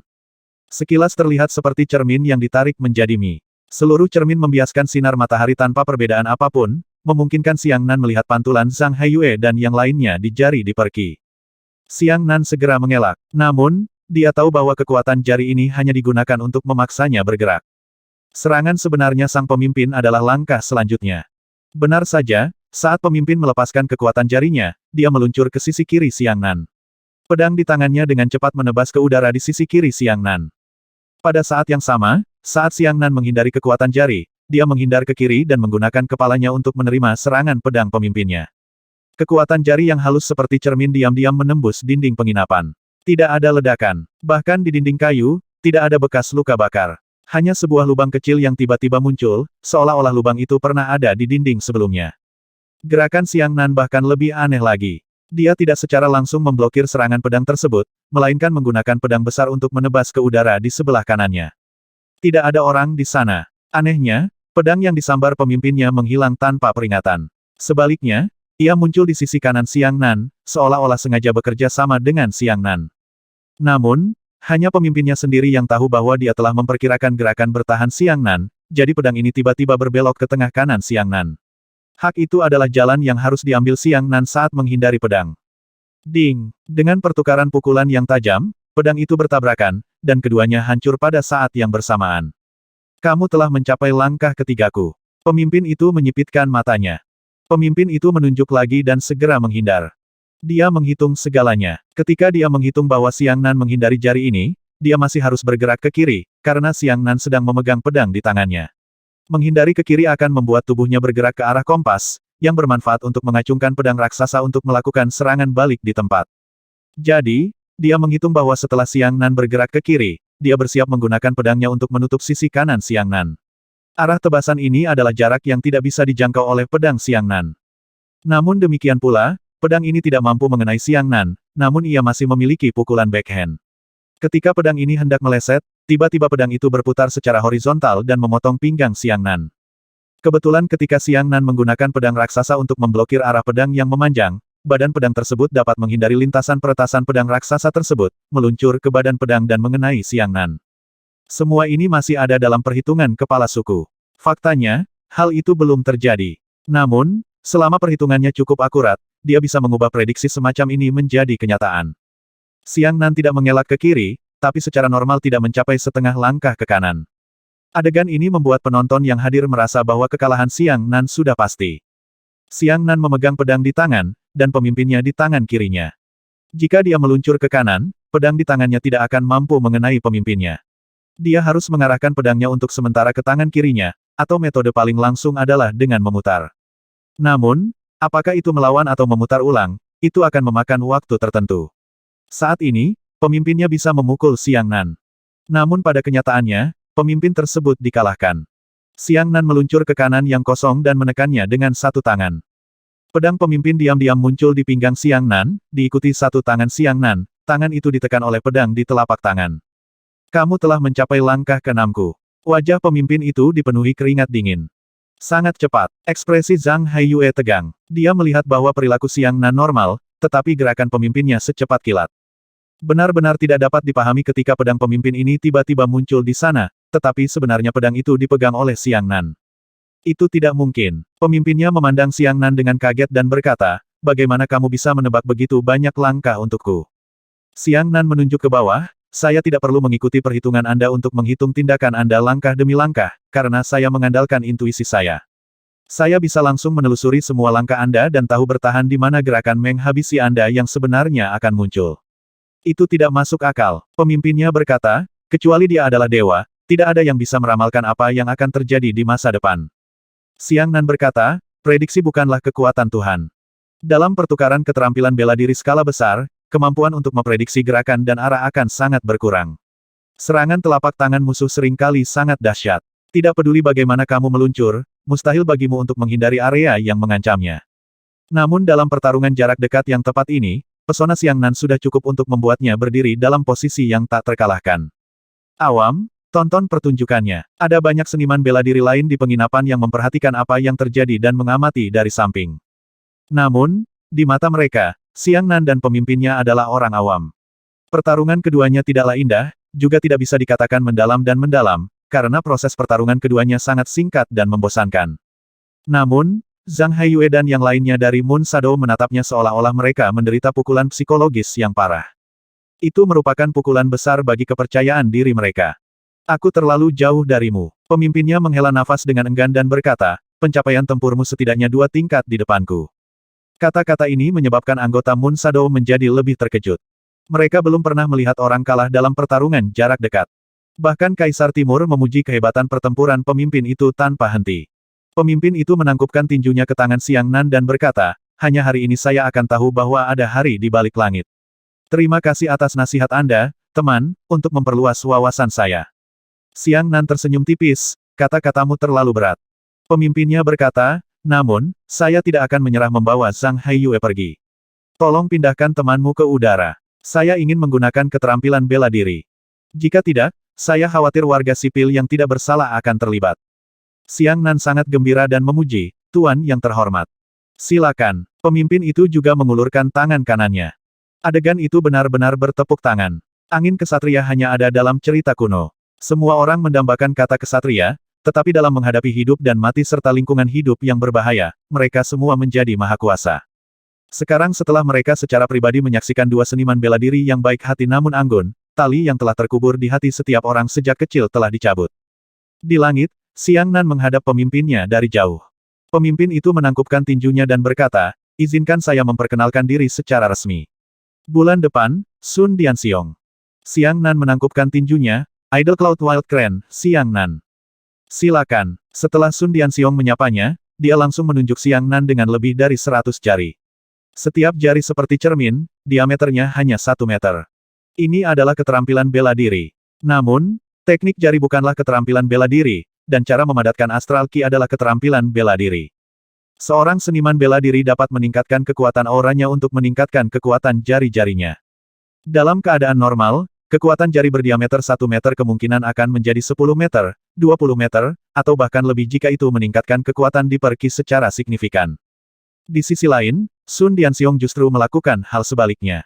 Dia secara langsung menekan kekuatan jari yang seharusnya berdiameter 20 meter dan diameter 30 meter menjadi 1 meter. Hal ini sangat sulit dicapai. Itu sangat sulit bahkan Xiang Nan tidak mampu mencapainya. Keuntungan melakukan hal ini adalah Sun Dianxiong tidak perlu meningkatkan kekuatan astral ki-nya, tetapi dia dapat menekan kualitas astral ki-nya agar sangat menembus. Xiang Nan sendiri telah menekan di perki hingga batasnya. Paling banyak hanya 10 kali, tapi Sun Dianxiong bisa melakukannya 30 kali. Hal yang paling menakutkan adalah Sun Dianxiong mampu menyelesaikan proses ini dalam sekejap dia menyerang. Jika itu adalah Xiang Nan, dia harus menyimpan ki-nya. Waktu tercepat adalah 3 detik lagi. Xiang Nan dengan cepat menghindari lusinan kekuatan jari yang saling bertautan dan mematikan cahaya pedang. Di perki milik Xiang Nan mungkin terkenal karena kekuatan ekstrimnya, tapi sekarang, cahaya pedangnya dengan mudah ditembus oleh kekuatan jari Sun Dianxiong. Kekuatan jari cermin menembus celah pada cahaya pedang, namun kekuatan jari itu sendiri tidak memiliki kecepatan sedikit pun, kekuatannya berkurang. Masih menembak ke arah Xiang Nan. Kompresi massa super kuat membuat disipasi auranya di udara mendekati nol, dan ketika dia bertabrakan dengan aura Anda, tidak akan ada disipasi dan konsumsi. Artinya kekuatan jarinya tidak akan terkuras, baik diblokir atau ditembus. Suara ular itu sangat berat, keterampilan bela diri semacam ini mungkin setidaknya berada pada tingkat mendalam tingkat tinggi. Yang paling berharga adalah keterampilan bela diri ini langsung digunakan pada astral ki, sehingga Sun Dianxiong akan mampu nikmati perolehan astral ki ini dalam setiap gerakan di masa depan. Xiang Nan menghindari kekuatan jari itu, seperti yang dikatakan ular besar itu. Sun Dianxiong kemudian melancarkan serangan sengit terhadap Xiang Nan. Seluruh tubuhnya terbungkus dalam penghalang astral ki murni seperti cermin. Tidak ada lagi yang bisa melihat Sun Dianxiong. Mereka hanya bisa melihat permukaan perisai di perki yang berbentuk oval, yang memantulkan langit dan bumi seperti cermin. Bahkan detail setiap bangunan di permukaan tanah bisa terlihat sedikit pun. Luar biasa, Xiang Nan menjadi bersemangat dan menyerang Sun Dianxiong. Seluruh tubuh Xiang Nan terbungkus api dan kilat. Momentumnya bisa dikatakan sangat besar. Api petir yang dia ubah telah mencapai ketinggian lebih dari 10 meter, dan panjang ekor cahaya di belakangnya juga telah mencapai panjang 100 meter. Namun, Sun Dianxiong adalah orang biasa dan masih setinggi tubuhnya. Tidak ada bekas ekor di belakangnya. Ledakan. Ketika keduanya memulai, serangan mengejutkan Xiang Nan dikirim terbang oleh Sun Dianxiong. Xiang Nan melebar ke belakang, tapi kecepatan lari Sun Dianxiong tidak berhenti atau melemah sama sekali. Dia masih mengejar Xiang Nan. Jika dua benda bertumbukan pasti akan timbul gaya reaksi. Namun logika ini telah mengecewakan Sun Dianxiong. Saat Xiang Nan terjatuh, dia segera melepaskan jari pemetik bunganya, mencoba menghancurkan diperki milik Sun Dianxiong dan mengedarkannya di meridiannya. Namun, ketika kekuatan teknis mengenai diperki Shield, itu langsung terpental. Astral Ki Sun Dianxiong terlalu padat. Itu sangat padat sehingga astral ki biasa tidak bisa lagi mengganggunya. Itu seperti pisau baja yang dapat dengan mudah dimasukkan ke dalam air, tetapi pisau air tidak dapat dimasukkan ke dalam permukaan baja. Dalam sekejap mata, Sun Dianxiong berhasil menyusul Xiang Nan untuk kedua kalinya dan mengirimnya terbang lagi. Nak Xiang Nan, jika kamu tidak memikirkan cara, kamu pasti akan kalah. Kekuatan aura orang ini jauh lebih rendah dari auramu. Aku khawatir auranya hanya kurang dari 1/5 auramu. Tapi sekarang, dengan kompresi 30 kali, perasi dan kepadatan astral ki-nya telah mencapai 6 kali lipat milikmu. Xiang Nan, yang telah memakan pil ilahi macan putih, tidak dapat lagi menjelaskan kekuatan astral ki ilahi miliknya dengan akal sehat. Bagi orang biasa, dia seharusnya 30 kali lebih kuat dari orang biasa, tetapi bagi orang-orang dari bayangan bulan, dia hanya bisa 5 kali lebih kuat dari mereka. Keterampilan bela diri Sun Dianxiong dengan sempurna menghapus kelemahan ini. Wilayahmu terlalu rendah. Sun Dianxiong mengikutinya dan berkata, jika Anda benar-benar hanya memiliki seni bela diri ilahi tingkat pertama, maka saya harap Anda dapat mulai berlari sekarang. Saya tidak akan terus mengejar Anda. Ini di luar kebiasaan menghormatimu. Seorang ahli yang diajar secara pribadi oleh Kaisar Timur memang bukan masalah kecil. Xiang Nan menarik napas dalam-dalam dan berkata, tapi, Zhang Haiyue, aku tidak bisa memberikannya kepadamu, bahkan jika aku harus membayar harga nyawaku. Dengan itu, tubuh Xiang Nan bergetar dan tubuh impiannya turun. Lapisan kelima bela diri ilahi. Momentum Xiang Nan meledak, dan dia hampir mengejar Sun Dianxiong di tingkat ke-7 seni bela diri ilahi. Kerja bagus. Sun Dianxiong juga bersemangat. Dia segera berhenti menyerang dan malah memotong cahaya pedang tajam berbentuk cermin. Xiang Nan mengangkat tangannya dan membenamkan cahaya pedang itu. Sun Dianxiong dikurungkankan 100 pedang lagi ke arah Xiang Nan, dan lebih dari 100 pedang lampu diterbangkan oleh pedang Xiang Nan. Mata Sun Dianxiong memerah karena kegembiraan saat dia berubah menjadi bayangan cermin dan menyerang ke arah Xiang Nan. Xiang Nan membungkuk dan membungkuk. Dua Xiang Nan lainnya muncul. Ketiganya membentuk segel dan menyerang dengan kecepatan ringan penuh. Kecepatan ringan penuh, Azure Dragon keluar ke laut. Sun Dianxiong memiliki kepadatan astral ki, sedangkan Xiang Nan memiliki kecepatan astral ki. Kepadatannya 30 kali lipat, dikirimkan dengan kecepatan muatan ringan. Itu meledak. Di langit, bahkan suara ledakan pun tidak terdengar. Gelombang suara terlalu lambat, langsung ditelan dan diserap oleh ledakan yang disebabkan oleh kecepatan cahaya. Pada saat itu, langit bersinar seolah 10 matahari bersinar, dan tidak ada yang bisa membuka mata. Xiang Nan mundur lebih dari 10 meter, tetapi pedang besar di tangannya benar-benar bengkok. Adapun di persilt milik Sun Dianxiong, itu langsung runtuh menjadi pecahan yang tak terhitung jumlahnya. Seluruh tubuhnya terlempar tanpa bekas, berubah menjadi titik kecil yang dengan cepat menghilang dari atmosfer. Namun, Xiang Nan tahu bahwa ini belum berakhir. 1390